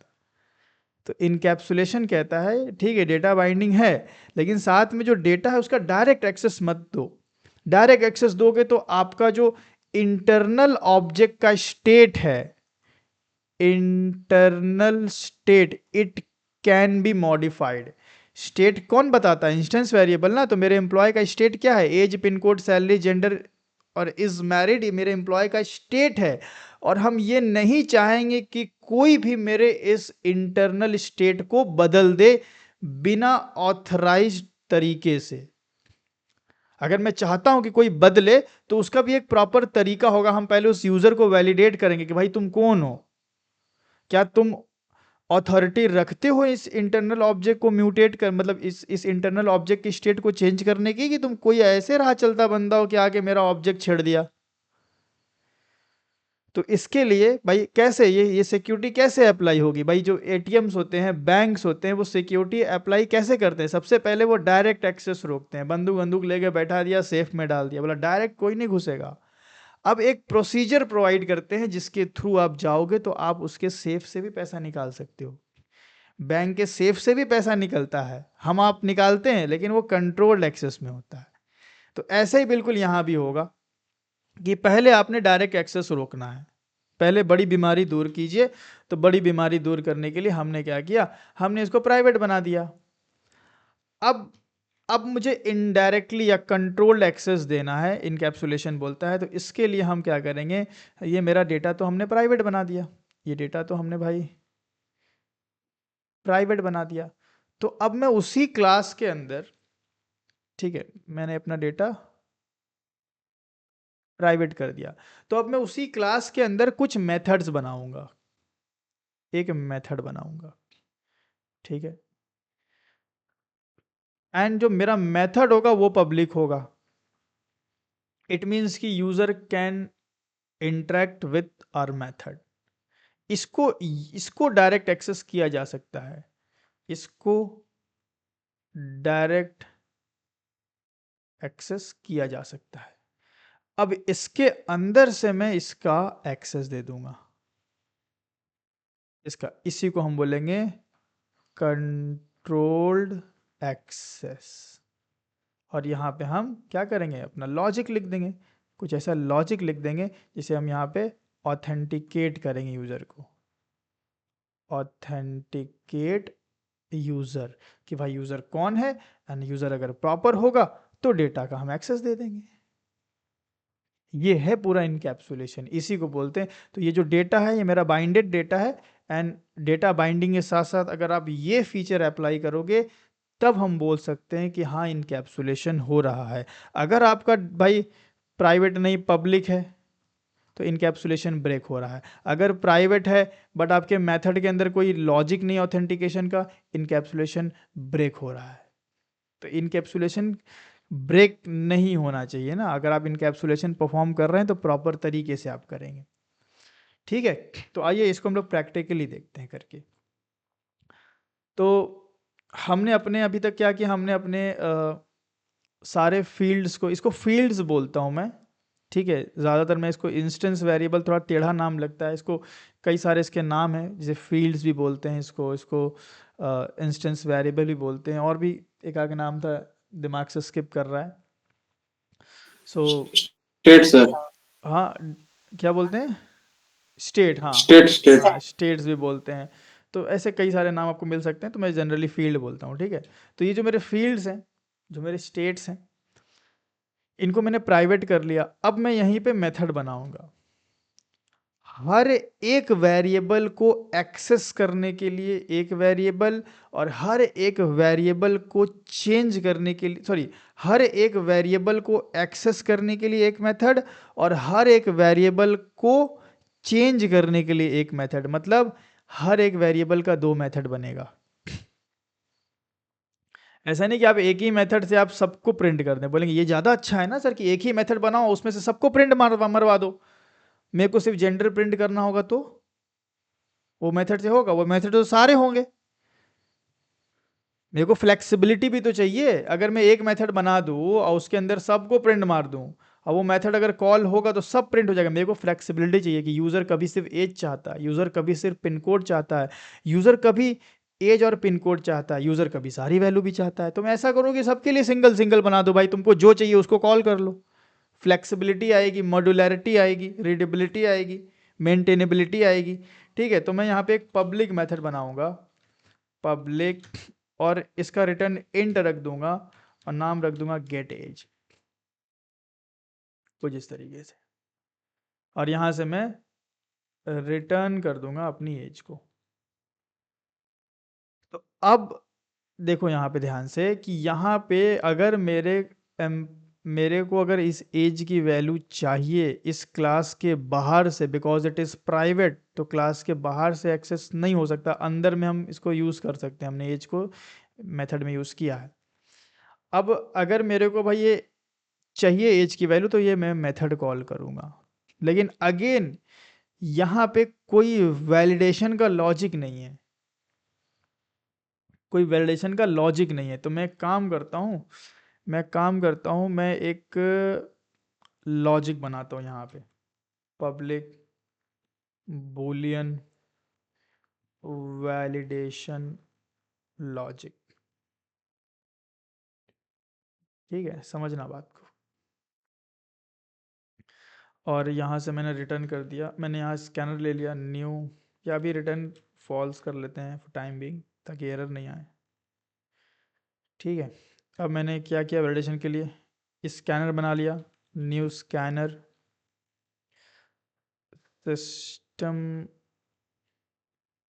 System dot in. ठीक है, ये स्कैनर बन गया। एंड स्कैनर से मैं क्या करूँगा, यहाँ पे एक एक पिन मांगूंगा। ठीक है, sysout एंटर पिन। अब भाई तुम पिन डालोगे तभी तुम भाई एम्प्लॉय ऑब्जेक्ट के साथ छेड़खानी कर सकते हो या उसका डेटा प्रिंट कर सकते हो। पिन भाई हमने फिक्स कर दिया। ठीक है, इफ, तो यहाँ पे पिन लिया गया, print pin is equal to scanner dot next int. And अगर भाई साहब पिन इनका है, पिन इज इक्वल टू मान लो 1122 है, तो मैं यहाँ से क्या करूँगा, मैं यहाँ से कर लूँगा रिटर्न ट्रू, मैं ट्रू रिटर्न कर दूँगा। और अगर पिन 1122 नहीं रहेगा तो क्या रिटर्न हो जाएगा, फॉल्स रिटर्न हो जाएगा। अब ये वैलिडेशन का जो लॉजिक है, मैं यही लॉजिक अप्लाई कर दूंगा। अब मैं यहाँ स्कैनर क्लोज कर देता हूँ। ठीक है, एक काम करते हैं, क्लोजिंग यहाँ नहीं करनी पड़ेगी हमें, एक्चुअली क्लोजिंग यहाँ करनी पड़ेगी। अब यहाँ पे फिर वो फाइनली वाला कंसेप्ट आएगा। ठीक है, चलो क्लोजिंग नहीं कर रहा हूँ, ठीक है, वो डबल डबल होगा। यहाँ कर सकता हूँ मैं, यहाँ पे करना पड़ेगा फिर, सॉरी, रिटर्न करने से पहले क्या हो रहा है यार, इस स्कैनर का यूज़ यहाँ ख़त्म हो गया ना, यहाँ कर लेते हैं। ठीक है, अब ध्यान समझना, अब ये मेरा वैलिडेशन का लॉजिक है, मैं ये वैलिडेशन का लॉजिक यहाँ पे अप्लाई करूँगा। इफ़ मैंने चलाया भाई वैलिडेशन लॉजिक, भाई इफ़ के ब्रैकेट में मेथड भी कॉल कर सकते हैं, इफ़ के ब्रैकेट में मेथड भी कॉल कर सकते हैं। जब मैं वैलिडेशन का लॉजिक चलाऊँगा तो यहाँ से मुझे क्या रिटर्न मिल सकता है, क्या संभावना है, इफ़ में क्या क्या आ सकता है, संभावना बताइए मुझे, क्या क्या मुझे मिल सकता है वैलिडेशन लॉजिक कॉल करने पे।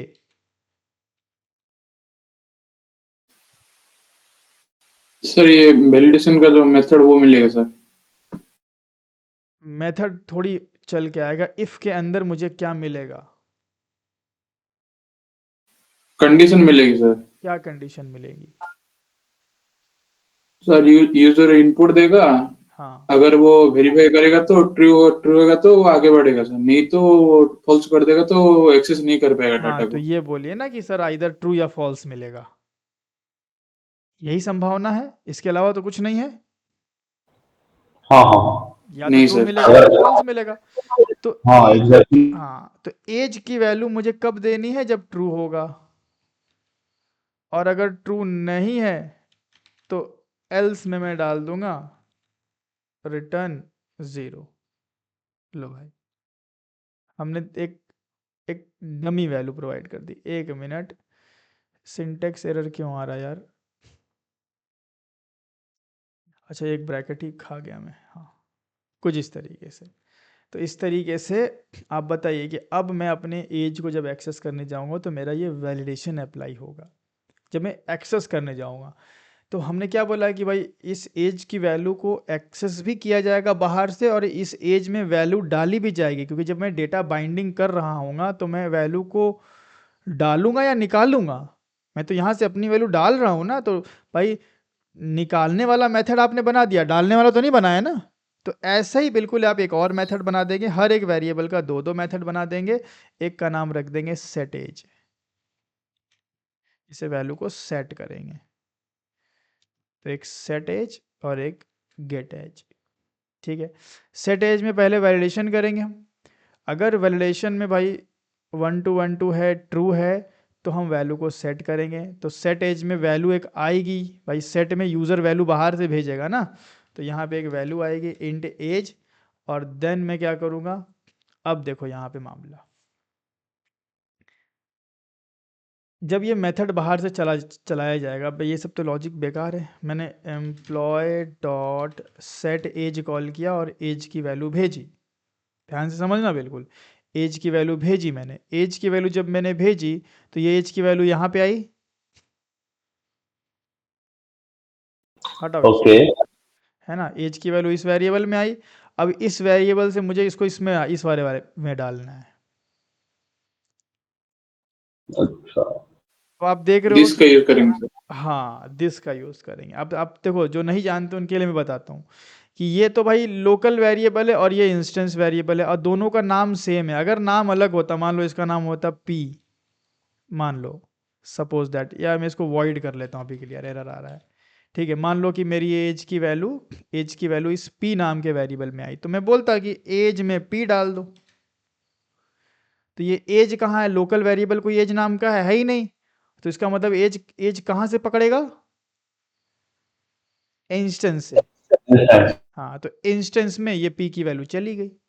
लेकिन ये एक अच्छी प्रैक्टिस नहीं होती, क्योंकि इससे रीडेबिलिटी नहीं होती।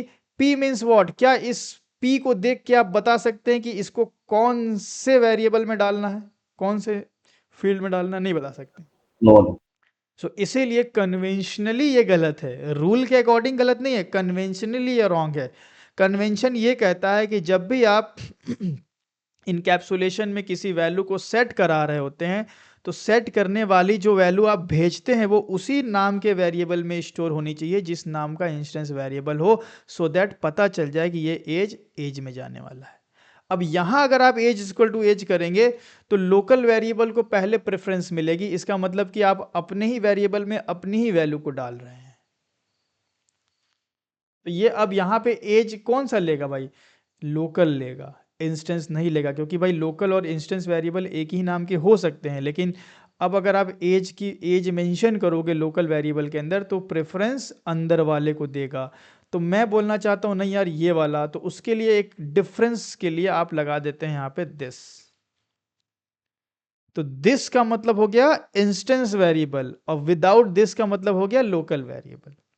क्लियर हुआ? या दिस क्यों लगाया हमने?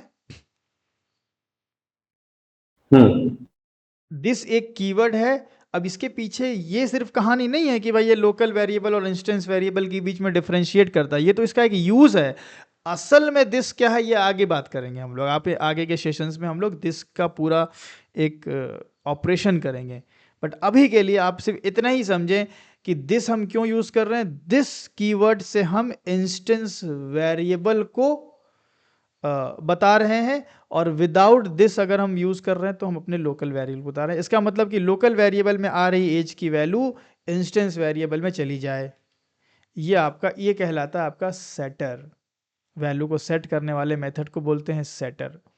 अब यहाँ भी वैलिडेशन लगाना है आपको, तो यहाँ पे आप इस तरीके से अपना वैलिडेशन वाला लगा लें। यहाँ ट्रू आएगा तो इफ़ चलेगा, तो ट्रू पे ही वैल्यू सेट करेंगे। ट्रू पे वैल्यू हमने सेट कर दिया। और अगर भाई ऐसा नहीं है, ठीक है, तो मैं एक काम करता हूँ, डिफ़ॉल्ट वैल्यू ही सेट मार देता हूँ। जाओ भाई, वैल्यू सेट नहीं होगी। This dot age is equal to 0 डाल दिया। और यहाँ पे आप चाहो तो एक मैसेज भी प्रिंट कर सकते हो, सिस आउट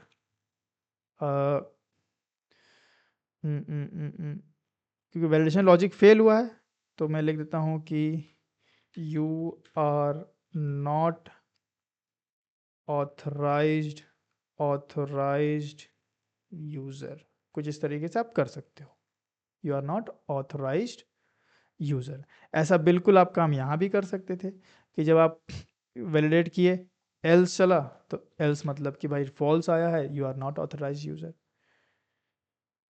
समझ में आ रहा है? तो हमारा जो एक वेरिएबल था, जो पहले हम लोग डायरेक्ट डाल दे रहे थे, employee dot age is equal to अपना एज, वो एक सही तरीका नहीं था। सही तरीका ये है।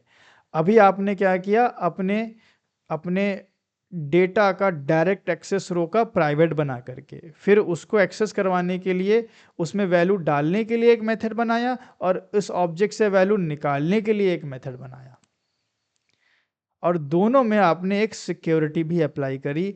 अब ये इनकैप्सुलेशन हो गया है, डेटा बाइंडिंग भी है, डेटा रिस्ट्रिक्टेड भी है, और कंट्रोल्ड एक्सेस भी है।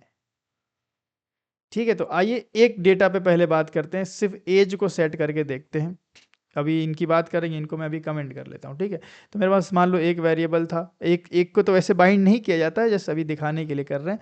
तो हमने ऑब्जेक्ट बनाया, अब मेरे डेटा को डालना है, तो मैं हर एक डेटा का अपना एक सेटर होगा, इसको हम लोग बोलते हैं सेटर, या फिर इसको हम लोग बोलते हैं म्यूटेटर, क्योंकि ये वैल्यू को चेंज कर रहा है ना, डिफ़ॉल्ट वैल्यू को म्यूटेट कर रहा है, चेंज कर रहा है।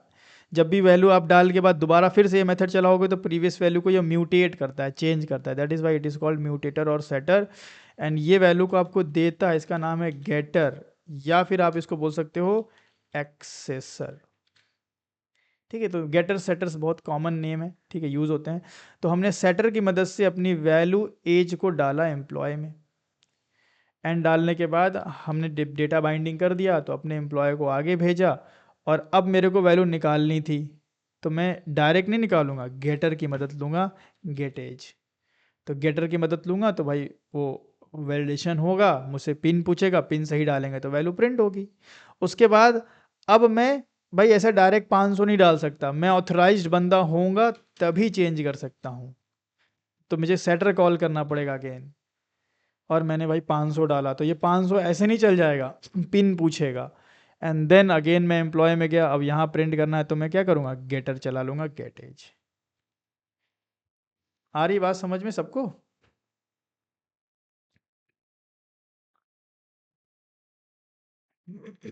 अभी एक वेरिएबल का हमने किया है, ठीक है। तो आइए एक बार हम लोग रन करते हैं इसको। तो जैसे ही मैं रन करूँगा, सबसे पहले क्या होगा भाई, एक वेरिएबल इनिशियल मेन मेथड चलेगा, वेरिएबल इनिशियलाइज होगा, एम्प्लॉय का ऑब्जेक्ट बनेगा, एम्प्लॉय के ऑब्जेक्ट बनने के बाद सेट एज मेथड चलेगा। सेट एज जैसे ही मेथड चला, इसके अंदर से मेरा वैलिडेशन लॉजिक चला, और वैलिडेशन लॉजिक जब चला तो मुझसे पिन मांग रहा है। पिन गलत डाल के देखते हैं, 1111। ये देखिए, you are not authorised user, सीधे इसने मुझे दे दिया you are not authorised user. अच्छा, स्कैनर हमने क्लोज कर दिया, मैं इसको क्लोजिंग हटा देता हूँ, ठीक है, फिलहाल के लिए, और मैं रन करता हूँ, ठीक है, 1111 यू आर नॉट ऑथराइज। अब ये क्लोजिंग की क्या प्रॉब्लम आ रही है हम आगे बात करेंगे, ठीक है, वो एक टिपिकल दूसरा मामला है, रिसोर्स एलोकेशन डी एलोकेशन का, ठीक है, तो देखो आ रहा है ना 111 जैसे ही हमने डाला तो क्या आ रहा है, you are not authorised user, मतलब सेट एज में मेरी क्या वैल्यू सेट हुई होगी आप मुझे बताइए। हमने तो भाई 10 डाला था।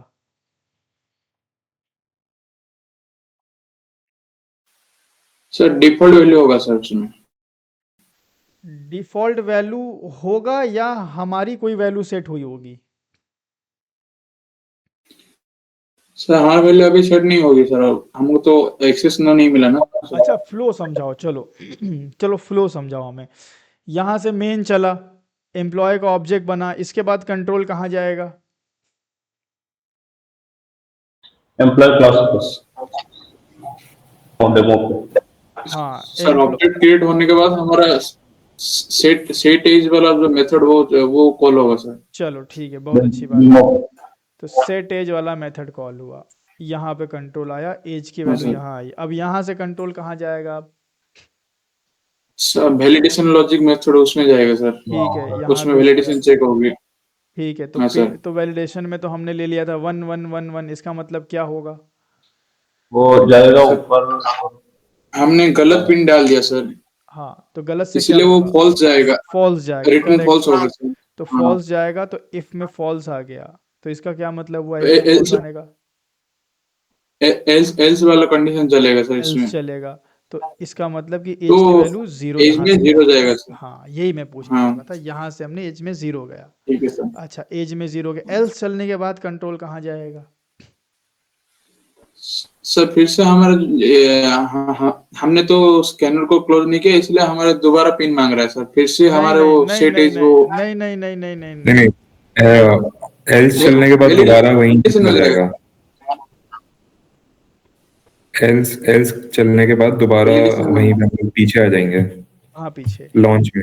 लॉन्च हाँ में करेक्ट, जब सेट एज मेथड पूरा मेरा चल गया तो भाई कंट्रोल वहीं जाता है जहाँ से आया रहता है। तो ये हमारा सेट एज चल गया। अब हमारा ऑब्जेक्ट बना डेमो का। अब डेमो के टेस्ट पे कंट्रोल गया, समझे?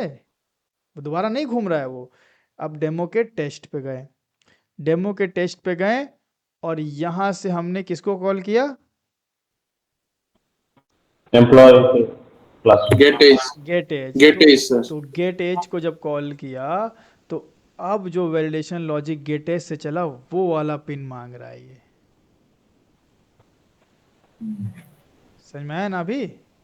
ठीक है सर। हाँ, ये ठीक है वाला सर। पिन हाँ मांग रहा। अब मतलब पिन डालेंगे तो एज मिलेगी, और नहीं डालेंगे, गलत डालेंगे तो जीरो मिलेगी। तो सेट ही जीरो हुआ है तो फिर डाल ही देते हैं सही, 1212 0।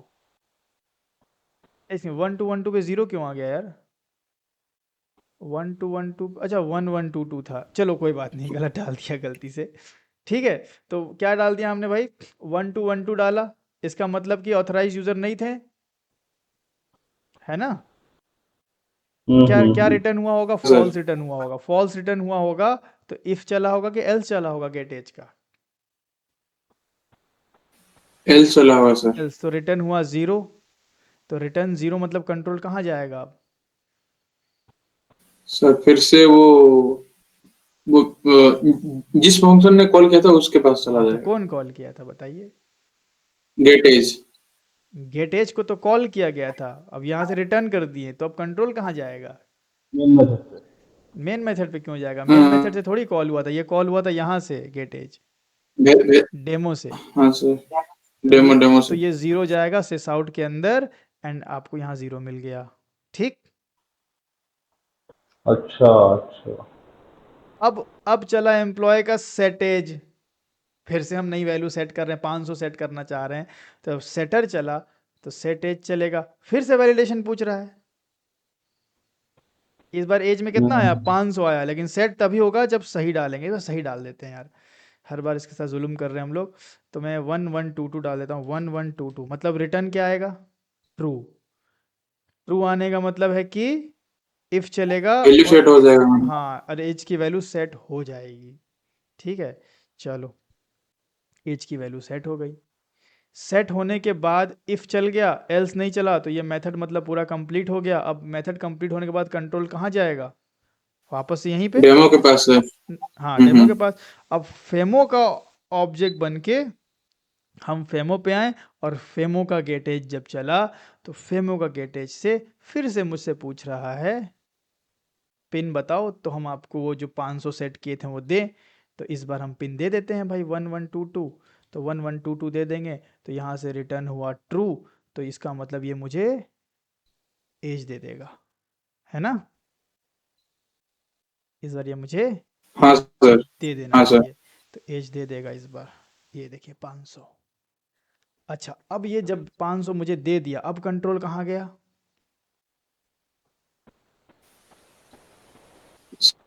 मेथड सर, मेन मेथड के पास सर। नहीं, 500 जब ये दिया तो ये कंट्रोल यहाँ आया ना, प्रिंट किया इसको, जहाँ हाँ से सर। मेथड कॉल करते हैं वहाँ आया। तो ये प्रिंट कर लिया, तो जब ये टेस्ट मेथड पूरा चल गया तो कंट्रोल कहाँ जाएगा? टेस्ट मेथड कॉल कहाँ से हुआ था? डेमो से, तो कंट्रोल यहाँ डेमो जाएगा। डेमो के पास। फिर ये जब मेथड पूरा चल गया तो कंट्रोल कहाँ जाएगा? ये टेस्ट कहाँ से कॉल हुआ था? लॉन्च से, तो यहाँ आएगा। फिर लॉन्च से। मेन बंद होगा, तब प्रोग्राम बंद होगा। ठीक है, पूरा फ्लो समझ में आया ना अभी? हाँ, सर एक डाउट है सर। हाँ बताइए। सर हम ऐसा कर सकते हैं क्या सर, जब तक वो वैलिडेशन ट्रू नहीं आता हम यूजर से इनपुट जो लेते सही रहें। पिन है वो मांग सकते हैं? हाँ मान सकते, देखिए वो तो एक लॉजिक बिल्डिंग हो गया, वाइल लूप लगा दो। हाँ अब हाँ हाँ। अब लेकिन हाँ सर। ये बहुत गलत हो जाएगा, लेकिन कर सकते हो। लेकिन या रियल टाइम में ऐसा होता है कि जब तक तुम सही पासवर्ड नहीं दो, हम भाई 3 चांस दिया जाता है,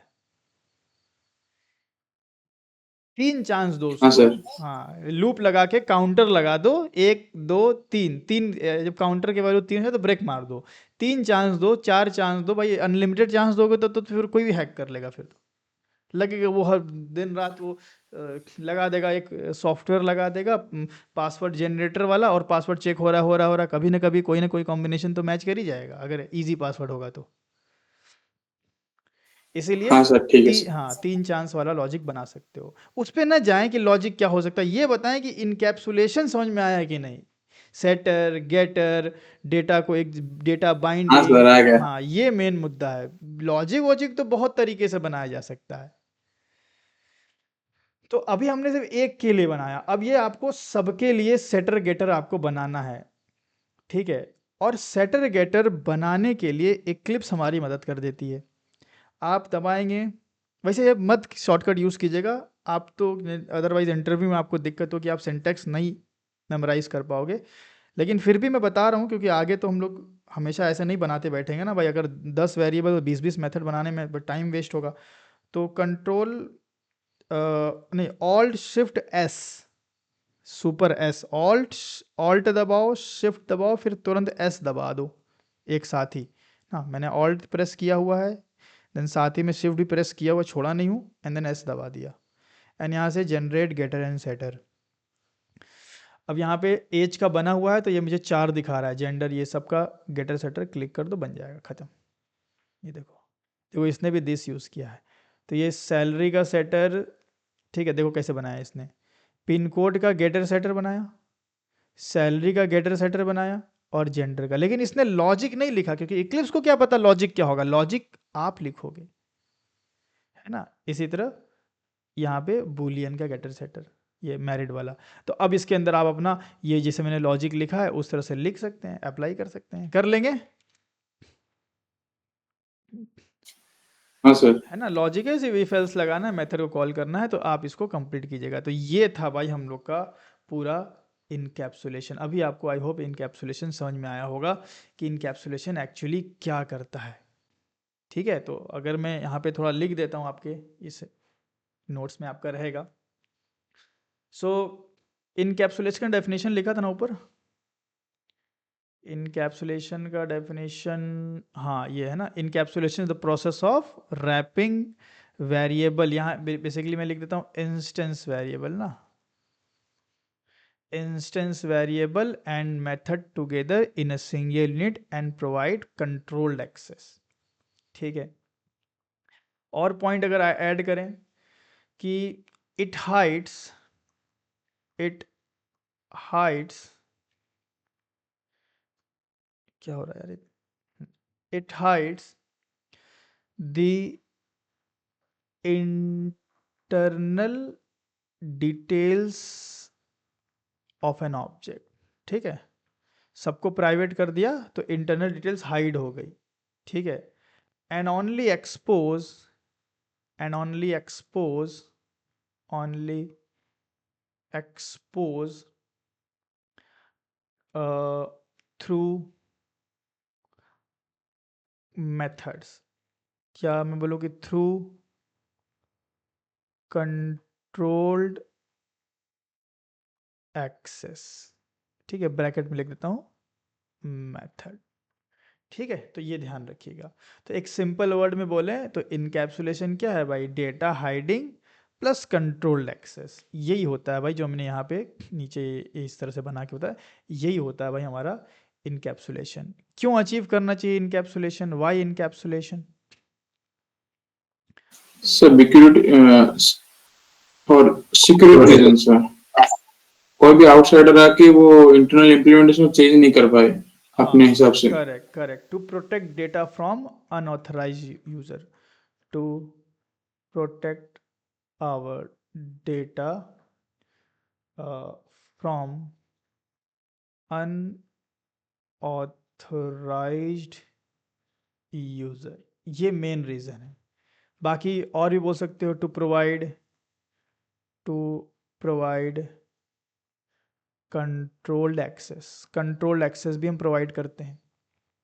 ठीक है, अपने कोड को हम ज़्यादा मेंटेनेबल और फ्लेक्सिबल बनाते हैं, to make code more maintainable, readable. ठीक है, एंड फ्लेक्सिबल। जी कोई डाउट है तो पूछिए। सर थोड़ा सा बोले थे कि सर थोड़ा सा फिर से फ्लो बता दीजिएगा सर। पूरा मेथड का फ्लो है, एक बार रिकॉर्डिंग थोड़ा देख लेना, पूरा मेथड का फ्लो बताने में पूरा एक बार में समझ जाओगे तो ठीक है। कंफ्यूजन हो गया सर, थोड़ा सा एक और बता दीजिए सर देखिए कैसे फ्लो चला इसमें सर। क्या है, मेन मेथड से शुरुआत होगी। अब वही है ना, रिपीटेड चीज़ करवाओगे कोई मतलब है नहीं उस पर, बढ़िया इसीलिए हम रिकॉर्डिंग देते हैं, क्योंकि ये मैं समझाऊंगा आपको दोबारा भी डाउट रहेगा अगर आप नहीं समझ पा रहे हो तो। इसमें क्या है ना कि जब तक ये कोड खुद से राइट नहीं करोगे समझ में नहीं आएगा। बहुत सारा हम कि अब एम्प्लॉय का ऑब्जेक्ट, इसीलिए हम बोलते हैं कि जब भी कोई बड़ा एक्सप्लेनेशन हो बीच में रोक के पूछ दिया करो, पूरा एक्सप्लेन करने के बाद मत बोला करो कि सर हमें शुरू से फिर से बताइए, पॉसिबल नहीं होता ना यार, क्योंकि उस एनर्जी से दोबारा थोड़ी बता पाएंगे। अब भाई यहाँ से सेट एज कॉल हुआ तो आप इसमें सेट एज में आओगे, कितना कितना बड़ा फ्लो है। आप सोचो सेट एज है, फिर यहाँ से वैलिडेशन लॉजिक हुआ तो डेटा वैलिडेशन में गया, फिर यहाँ से ट्रू या फॉल्स जाएगा, उसके बेस पे फिर सेट एज से फिर भाई वापस हम रिटर्न आएंगे, फिर उसके बाद फिर डेमो के इसमें गए, फिर वो गेट एज चला। एक बार हम बोल ना, एक बार रिकॉर्डिंग आप देख लेना, रिकॉर्डिंग देख लेना प्रॉपर तरीके, जहाँ हमने फ्लो समझाया है वहाँ से लेके पूरा एक स्टेप बाय स्टेप देख लेना। इसीलिए हम क्या बोलें कि जब आपको जब हम एक्सप्लेन कर रहे थे तब आपको कहीं लगा कि सर ये वाला कैसे कॉल हुआ, तो वहीं पूछना चाहिए था। हमेशा हम बोलते हैं कि हैंड रेस करो, वहीं पूछो। जब एक लंबा एक्सप्लेनेशन चल रहा होता है ना, तो उस लंबे एक्सप्लेनेशन को आप बोलोगे कि सर दोबारा से पूरा एक्सप्लेन करो, पॉसिबल नहीं होता ना। इससे क्या होगा, अननेसेसरी हमारी रिकॉर्डिंग भी ख़राब होगी, अननेसेसरी बाकी लोग को भी लगेगा अरे वही चीज़ भी दोबारा कर रहे हैं, और फिर वही सेम एनर्जी दोबारा एक्सप्लेन करना भी नहीं बनता। तो एक बार इसकी रिकॉर्डिंग आप देख लीजिएगा। बाकी फ्लो में सिर्फ इतना ही है कि भाई रेफरेंस वेरिएबल आप देखें कि किसका है और उसका मेथड के कौन सा है, बस वहाँ चलते जाएं। ये तो कंसेप्ट वाली बात है। फ्लो पकड़ने में दिक्कत होने का मतलब है कि कंसेप्ट वीक हो रहा है। भाई ऑब्जेक्ट एम्प्लॉय का है तो सेट एज किसका चलेगा? हाँ सुमित, एम्प्लॉय का ही एम्प्लॉय का ही चलेगा। चलेगा। तो ऐसे पकड़िए, पकड़ के चलिए। सेट एज चल गया ना, अब इसमें देखिए क्या है, सबसे पहले वैलिडेशन लॉजिक चल गया, तो इसका मतलब हम वैलिडेशन लॉजिक पे चले गए। फिर यहाँ देखिए भाई कि क्या हो रहा है, वैल्यू क्या आ रही है। अगर हम ट्रू आ रही है फॉल्स आ रही है, तो ट्रू पे इफ चलेगा और फॉल्स पे एल्स चलेगा। सिंपल सी बात है। तो जब ये इफ एल्स पूरा मेरा चल जाएगा तो कंट्रोल कहाँ जाता है? जब एक मेथड पूरा चल जाता है तो कंट्रोल कहाँ जाता है, ये बताइए।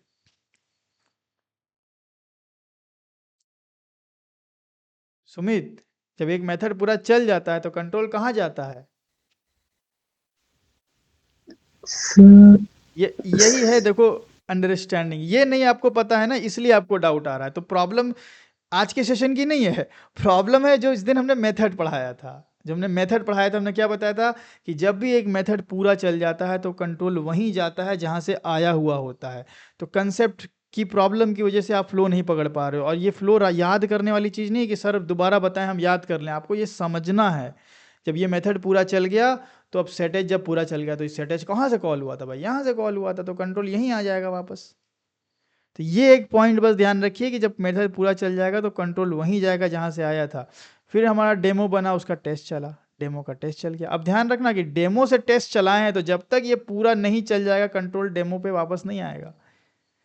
तो अब देखते हैं कि इधर से क्या होता है। तो इधर से बहुत कुछ हुआ था, फिर एम्प्लॉय का गेट एज चला था, फिर वहाँ से कंट्रोल वैलिडेशन में गया, फिर यहाँ आया, फिर सेट एज चला, वहाँ से वैलिडेशन चला, फिर वापस यहाँ आया, फिर टेस्ट पे चला गया, टेस्ट से जाने के बाद फिर गेट एज पे गया, वैलिडेशन पे गया, फिर वापस आया, फिर ये कंप्लीट होकर के फिर टेस्ट पे आया, ये वाले लाइन पे आया, फिर ये वाला कंप्लीट होके फिर यहाँ आया और फिर क्लोज हुआ। जो बता ही दिए हम, नहीं नहीं बोलते बोलते भी बता ही दिए, है ना। तो इस तरीके से आप कंसेप्ट सही रखें और प्रॉपर रिवीजन करें। नहीं तो भाई हम आपको बता रहे हैं कि जावा बहुत इजी लैंग्वेज है, बहुत क्लीन लैंग्वेज है, बहुत फ्लो वाली लैंग्वेज है, लेकिन अगर आप प्रॉपरली रिवाइज नहीं करेंगे, टाइम नहीं देंगे तो ये आपके लिए नाइटमेयर भी बन जाएगी। और हम इतना इजी लेवल का कोड नहीं लिखने वाले। अभी ये जो मैं लिख रहा हूँ ये तो इंतहाई इजी लेवल का कोड है। हम तो बहुत कॉम्प्लेक्स करेंगे भाई, अभी हज़ार लाइन, 1,500 लाइन लिखेंगे कोड, फिर आप क्या करेंगे। मैं आपको डरा नहीं रहा हूँ, डिमोटिवेट नहीं कर रहा हूँ, मैं आपको रियलिटी बता रहा हूँ कि भाई अगर आपको जॉब क्रैक करनी है तो आपको कोडर बनना पड़ेगा और उसके लिए मेहनत करनी पड़ेगी। खाली सेशन में आने से नहीं होगा, आपको जितने भी कोड कराए जा रहे हैं उसको टाइमली प्रैक्टिस करना पड़ेगा, तब होगा काम। तो जितना बस करा रहे हैं यार उतना कर लोगे ना तो हो जाएगा, कोई बहुत बड़ी चीज़ नहीं है, जितना करा रहे बस उतना कर लेना। तो ये हमने बताया वाई इनकैप्सुलेशन, आई होप आपको क्लियर हुआ होगा। ठीक है, इनकैप्सुलेशन अचीव कैसे होता है, ठीक है। तो 2 थंब रूल हैं इसके, इनकैप्सुलेशन अचीव करने के 2 थंब रूल बताइए। Sir data binding and data hiding and control access. How encapsulation is achieved, ठीक है, इन जावा। तो इनकैप्सुलेशन अचीव करने का भाई एक ये है कि भाई सबसे पहले वेरिएबल को प्राइवेट बनाओ, है ना, मेक या बोलो डिक्लेयर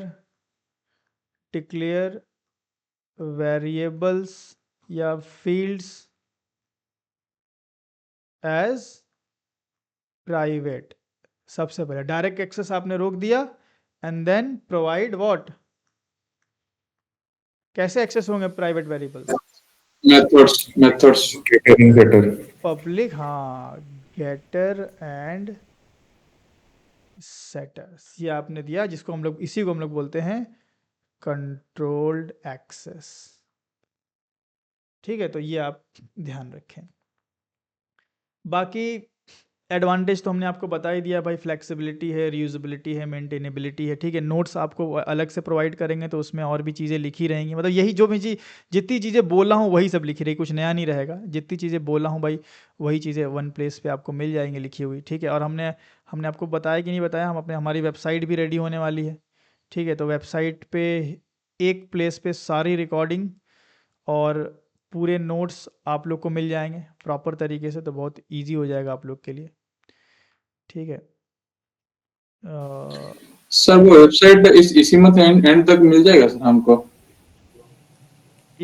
हाँ, अरे अगले वीक में ही प्रोवाइड कर देंगे हम, काम बहुत तेजी से चल रहा है। सर वेबसाइट मतलब आप अकेले बना रहे हो खुद?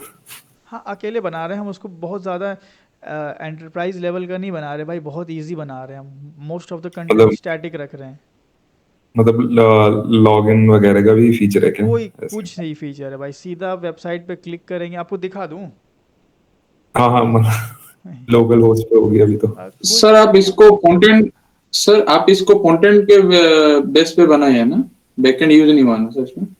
नहीं, बैकएंड यूज़ नहीं किया हूँ इसमें। इसमें मैं थोड़ा सा यूट्यूब का मतलब हेल्प ले रहा हूँ मैं, तो सिक्योरिटी के लिए मैं बैकएंड से नहीं, यूट्यूब से सिक्योरिटी प्रोवाइड करूँगा।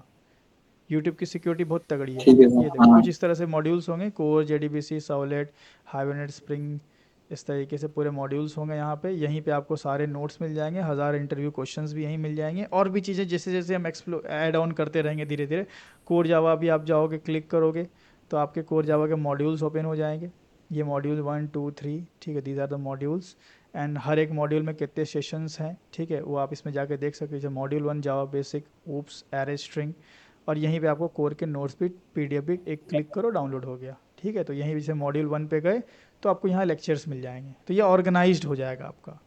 आपको भाई और लाइक मतलब न्यू कोर्सेज और इन सब का अनाउंसमेंट भी यहाँ पे आया हाँ करेगा। हाँ जी जी, नोटिस वगैरह भी सेक्शन डालेंगे, नोटिस का बढ़िया भी बढ़िया। सेक्शन, हाँ, तो वो प्रॉपर हो जाएगा एक तरह के। और अभी तो स्टैटिक रख रहे हैं और यूट्यूब की सिक्योरिटी से हम इसको ऐड ऑन कर रहे हैं, और बाद में हम इसको प्रॉपरली होस्ट ही कर देंगे। अभी तो जल्दी से जल्दी मेरे को चूँकि देना है स्टूडेंट्स को, तो मैं बना रहा था।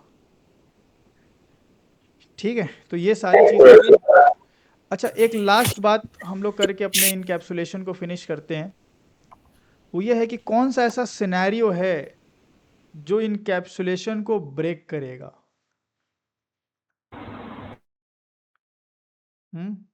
BREAK ना, ब्रेक इनकैप्सुलेशन।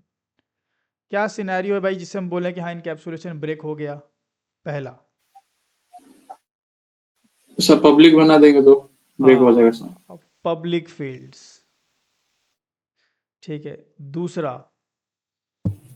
अगर गेटर और सेटर को प्राइवेट बना देंगे तो कंट्रोल एक्सेस नहीं देंगे तो गेटर सेटर को प्राइवेट बना देंगे तो भाई कंट्रोल एक्सेस देना पड़ेगा सर। वो तो खत्म मतलब ही हो जाएगा खेल। मैं वही कह रहा हूँ, मतलब एक तरीके से ब्रेक ही कर दिया पूरी तरीके से, कोई पॉइंट ही नहीं बच गया फिर। हाँ वो तो मतलब एक वो तो ऐसा जस्ट कह, अ क्रिएटिव। ऐसा कह लो कि मतलब ये एक ऐसा आंसर जिससे मैं बोलूँ कि जावा को अनइंस्टॉल कर देना, खत्म इनकैप्सुलेशन, है ना। थोड़ा बहुत रहे, मतलब ऐसा कह सकते हो कि improper setters, improper setters and getters means उसके अंदर कोई वैलिडेशन नहीं है। अगर वैलिडेशन नहीं है ना तो भी हम बोलते हैं कि भाई ब्रेक हो रहा है इनकैप्सुलेशन। एंड तीसरा जो अभी शायद आपको उतना समझ में आएगा नहीं आएगा, आई डोंट नो, क्योंकि उस पे क्योंकि मुझे लगता है कि इस पे और आगे की चीज़ें आपको पढ़नी पड़ेगी। इनकैप्सुलेशन तब भी ब्रेक होता है जब हम किसी इंटरनल म्यूटेबल ऑब्जेक्ट को डायरेक्ट एक्सपोज करते हैं। Exposing internal mutable object. अब ये आप प्रॉब्लम क्यों है ना, ये क्यों आपको समझ में नहीं आएगा अभी, क्योंकि अभी हमने इंटरनल म्यूटेबल ऑब्जेक्ट पढ़ा ही नहीं है। तो जब कलेक्शन वगैरह पढ़ेंगे ना, कलेक्शन वगैरह पढ़ेंगे तो आपको ये पॉइंट क्लियर हो जाएगा। लेटर ऑन हम इसको देखेंगे। कहने का मतलब ऐसा है, मैं थोड़ा सा थ्योरेटिकली समझाता हूँ आपको। ये मान लो कि हमारे पास एक भाई क्लास है, ठीक है, उसके अंदर एक भाई आईडी है, नेम है, एड्रेस है, ठीक है, और एक है लिस्ट ऑफ बुक्स, कुछ कई सारी किताबों की एक लिस्ट है, या एरेज वगैरह टाइप का समझ लो इसको। अब अगर मान लो मुझे गेटर बनाना है तो एक इसका गेटर होगा, एक इसका गेटर होगा, एक इसका गेटर होगा, और लिस्ट ऑफ बुक्स का पूरा मेरे पास ऑब्जेक्ट है। ऑब्जेक्ट के अंदर भी ऑब्जेक्ट हो सकता है, ये आगे चल के पढ़ेंगे हम, एसोसिएशन, कंपोजिशन, बहुत सारी चीज़ें हैं। तो जो इंटरनल ऑब्जेक्ट है, मैं इस ऑब्जेक्ट को डायरेक्ट रिटर्न बाहर नहीं करूंगा, क्योंकि ये एक ऑब्जेक्ट है। अब मान लो कि अगर मैंने इस ऑब्जेक्ट को गेटर की मदद से, मान लो किसी ने बोला कि गेट लिस्ट, तो उसको ये वाला पूरा ऑब्जेक्ट मिल गया अंदर वाला, है ना। मैंने उसका ही रेफरेंस हाँ रिटर्न सर। कर दिया, तो वो पूरा और चूंकि ये म्यूटेबल ऑब्जेक्ट है तो कोई हो सकता है कि इस अंदर वाले ऑब्जेक्ट को लेकर इसमें कोई चेंजेस कर दे। हाँ सर। तो अंदर के ऑब्जेक्ट को लेकर के चेंज करने का मतलब है कि आपने इनकैप्सुलेशन होते हुए ही भी अंदर की चीज़ों को चेंज कर दिया। तो कभी भी इंटरनल म्यूटेबल ऑब्जेक्ट को बाहर नहीं भेजना चाहिए। तरीका क्या होता है कि आप इस लिस्ट का एक न्यू डुप्लीकेट बना के भेज दो बाहर। एक डुप्लीकेट क्रिएट करके बाहर भेज दो। जैसे बिल्कुल एग्जांपल के तौर पे बताता हूँ कि जैसे हम लोग घर से निकलते हैं भाई, हमारे पास आरसी होता है, ओरिजिनल आरसी लेके नहीं जाते हम भाई, उसकी फोटो कॉपी करवा के कॉपी लेकर के जाते हैं, ताकि कोई भी बाहरी बंदा मेरे इंटरनल उसको फाड़ फोड़ ना दे यार, घूम जाए कुछ हो जाए। तो ऐसे ही जो इंटरनल म्यूटेबल ऑब्जेक्ट होते हैं उनको हम कभी भी बाहर एक्सपोज नहीं करते हैं। अब ये आपको अगर नहीं समझ में आ रही तो कोई बात नहीं भाई, कोई बात नहीं, बिल्कुल आप वरी ना करें। ये एक ऐसा पॉइंट है जो आप एक्सप्लेन नहीं भी करेंगे ना इंटरव्यूअर को तो अब मैं तो बताऊँ 90% लोगों को तो पता ही नहीं है कि इनकैप्सुलेशन में ये भी है ना। तो ये बहुत ज़रूरी नहीं है एक्सप्लेन करना, लेकिन हम इसको पढ़ेंगे, हम ज़रूर इसको पढ़ेंगे, लेकिन लेटर ऑन, इसलिए हमने यहाँ लेटर लिख दिया। ठीक है, तो आगे चल के ये भी, तो इनकैप्सुलेशन ब्रेक होने के ये 3 पॉइंट्स हैं। जी, कोई डाउट है तो आप पूछ सकते हैं। सर मुझे पूछना था एक, हम्म, ये जो आपने अभी एग्जांपल दिया है, जो बुक का हम लोग करेंगे, बुक की कॉपी भेजेंगे, तो वो एक्सपेंसिव ऑपरेशन नहीं हो जाएगा? मतलब पहली बात तो ये कि मतलब बुक का हम लोग जब कॉपी भेजेंगे लिस्ट ऑफ बुक्स का, हम्म। तो हम एक इंडिविजुअल बुक्स का रेफरेंस ही तो भेजेंगे, मतलब मेथड के थ्रू। हम एक नई लिस्ट क्रिएट करके वो नई वाली लिस्ट भेज देंगे। हाँ, बट उस नई लिस्ट के अंदर भी तो बुक्स के रेफरेंसेस ही होंगे। नहीं, बुक्स के रेफरेंस नहीं होंगे एक्चुअली। एक एक हमारे पास एक नई लिस्ट है, एक लिस्ट है मेरे पास, उसमें मान लो कि हम्म, 3 स्ट्रिंग है, तो जब मैं इसकी रेप्लिका क्रिएट करूँगा तो हम्म। कलेक्शन की रेप्लिका क्रिएट करने के मतलब कलेक्शन का डेटा भी फिर से नया बनेगा। तो ये मतलब एक तरीके से आप ये बोल रहे हो कि डीप कॉपी करोगे आप? हाँ, कह सकते हो। हाँ, लेकिन अगर वो डेटा अगर लिटरल है, अब वो कांस्टेंट पूल वाला कंसेप्ट, अगर स्ट्रिंग लिटरल्स है तो ऑब्वियसली कि लिटरल्स की स्टोरेज एक ही प्लेस पे होती है जैसे कांस्टेंट पूल में। अगर आप डीप कॉपी करके डेटा को भेजोगे तो वो काफी एक्सपेंसिव ऑपरेशन हो जाएगा। तो मतलब मैं ये पूछ रहा था कि लाइक अगर लिस्ट में अगर किसी बुक को मॉडिफाई करवाना होगा, तो हम एक ऐसा सेटर नहीं बना सकते या गेटर नहीं बना सकते जो लिस्ट के अंदर किसी बुक को म्यूटेट करता है on the basis of ID which has been provided by the user? कर सकते हो, जैसे ऐसा जैसे भी, ये भी जैसे एक तरीका है, ऐसा भी कर सकते हो। लेकिन मैं इस सेंस में बोल रहा हूँ कि अगर मान लो कि आपको एक ऑब्जेक्ट से एक लिस्ट को आपको किसी को मतलब एक्सटर्नली देना ही है। अब मान लो कि भाई आपने बोला कि भाई हम आईडी के बेस पे क्या कर लेंगे, चेंज वाला ऑपरेशन परफॉर्म करवाएंगे, है ना, यही बोल रहे हो ना कि हम आईडी के बेस पे। लेकिन हाँ, सवाल ये है कि फिर आप सोचो कि एक कलेक्शन के अंदर कितने ऑपरेशन होते हैं, बहुत सारे ऑपरेशन होते हैं।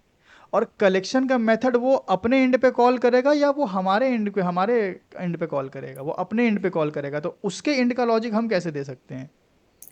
तो बेसिकली मतलब यही उपाय है कि एक लिस्ट के अंदर जितने भी बुक्स हैं उनका इंडिविजुअली डीप कॉपी करके एक नई लिस्ट बना के हाँ, भेजना है। क्योंकि बहुत सारे मेथड होते हैं, वो कोई भी मेथड कॉल कर सकता है, वो कुछ भी कर सकता है। अब वो अपने एंड पे कॉल करेगा। ऐसा तो नहीं है कि हम लिस्ट के कॉलिंग मेथड्स यहाँ पे डिसाइड करेंगे। वो तो भाई लिस्ट हमने दे दिया, अब वो उसका और एरर लिस्ट का मामला हो गया, एरर लिस्ट के ऑब्जेक्ट्स का मामला हो गया, फिर वो अपना वो लोग आपस में देखेंगे। तो हम एरर लिस्ट के जो इनबिल्ट कोड हैं उसके अंदर तो फिर हम कुछ छेड़खानी नहीं करेंगे ना जा करके। समझा समझा, हाँ, लाइक एम्प्लॉय लिस्ट। हाँ, ओरिजिनल एम्प्लॉयज का डेटा नहीं दे रहे, बस जस्ट कॉपी करके दे रहे हैं, फिर हाँ। उसको जो करना होगा जी, वो जी। कर लेगा हाँ, अपना। वो कर लेगा। तो ऐसा ये सॉल्यूशन हमारे सामने दिखता है। तो इसी को हम बोलते हैं कि भाई इंटरनल म्यूटेबल ऑब्जेक्ट्स को एक्सपोज ना करें। बाकी लोग भाई ध्यान ना दें, इनको पहले से जावा आती है, लिस्ट फिस्ट पढ़े हुए हैं, तो ये हमसे बात कर पाएँ इस टॉपिक पे।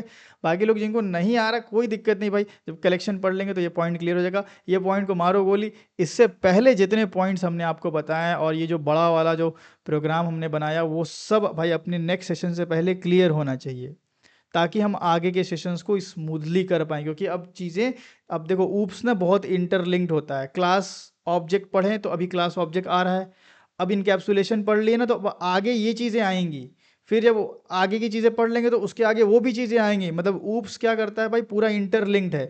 तो ऐसा मत सोचना कि चलो कल नया टॉपिक है तो इसको गायब कर दें। ये पढ़ लेना भाई, सेशन देख लेना, पूरी रिकॉर्डिंग मौजूद है, अच्छे से समझ लेना। कोई डाउट होगा तो व्हाट्सएप पे पूछ लेना। आज के लिए इतना ही रखते हैं। That's all for today.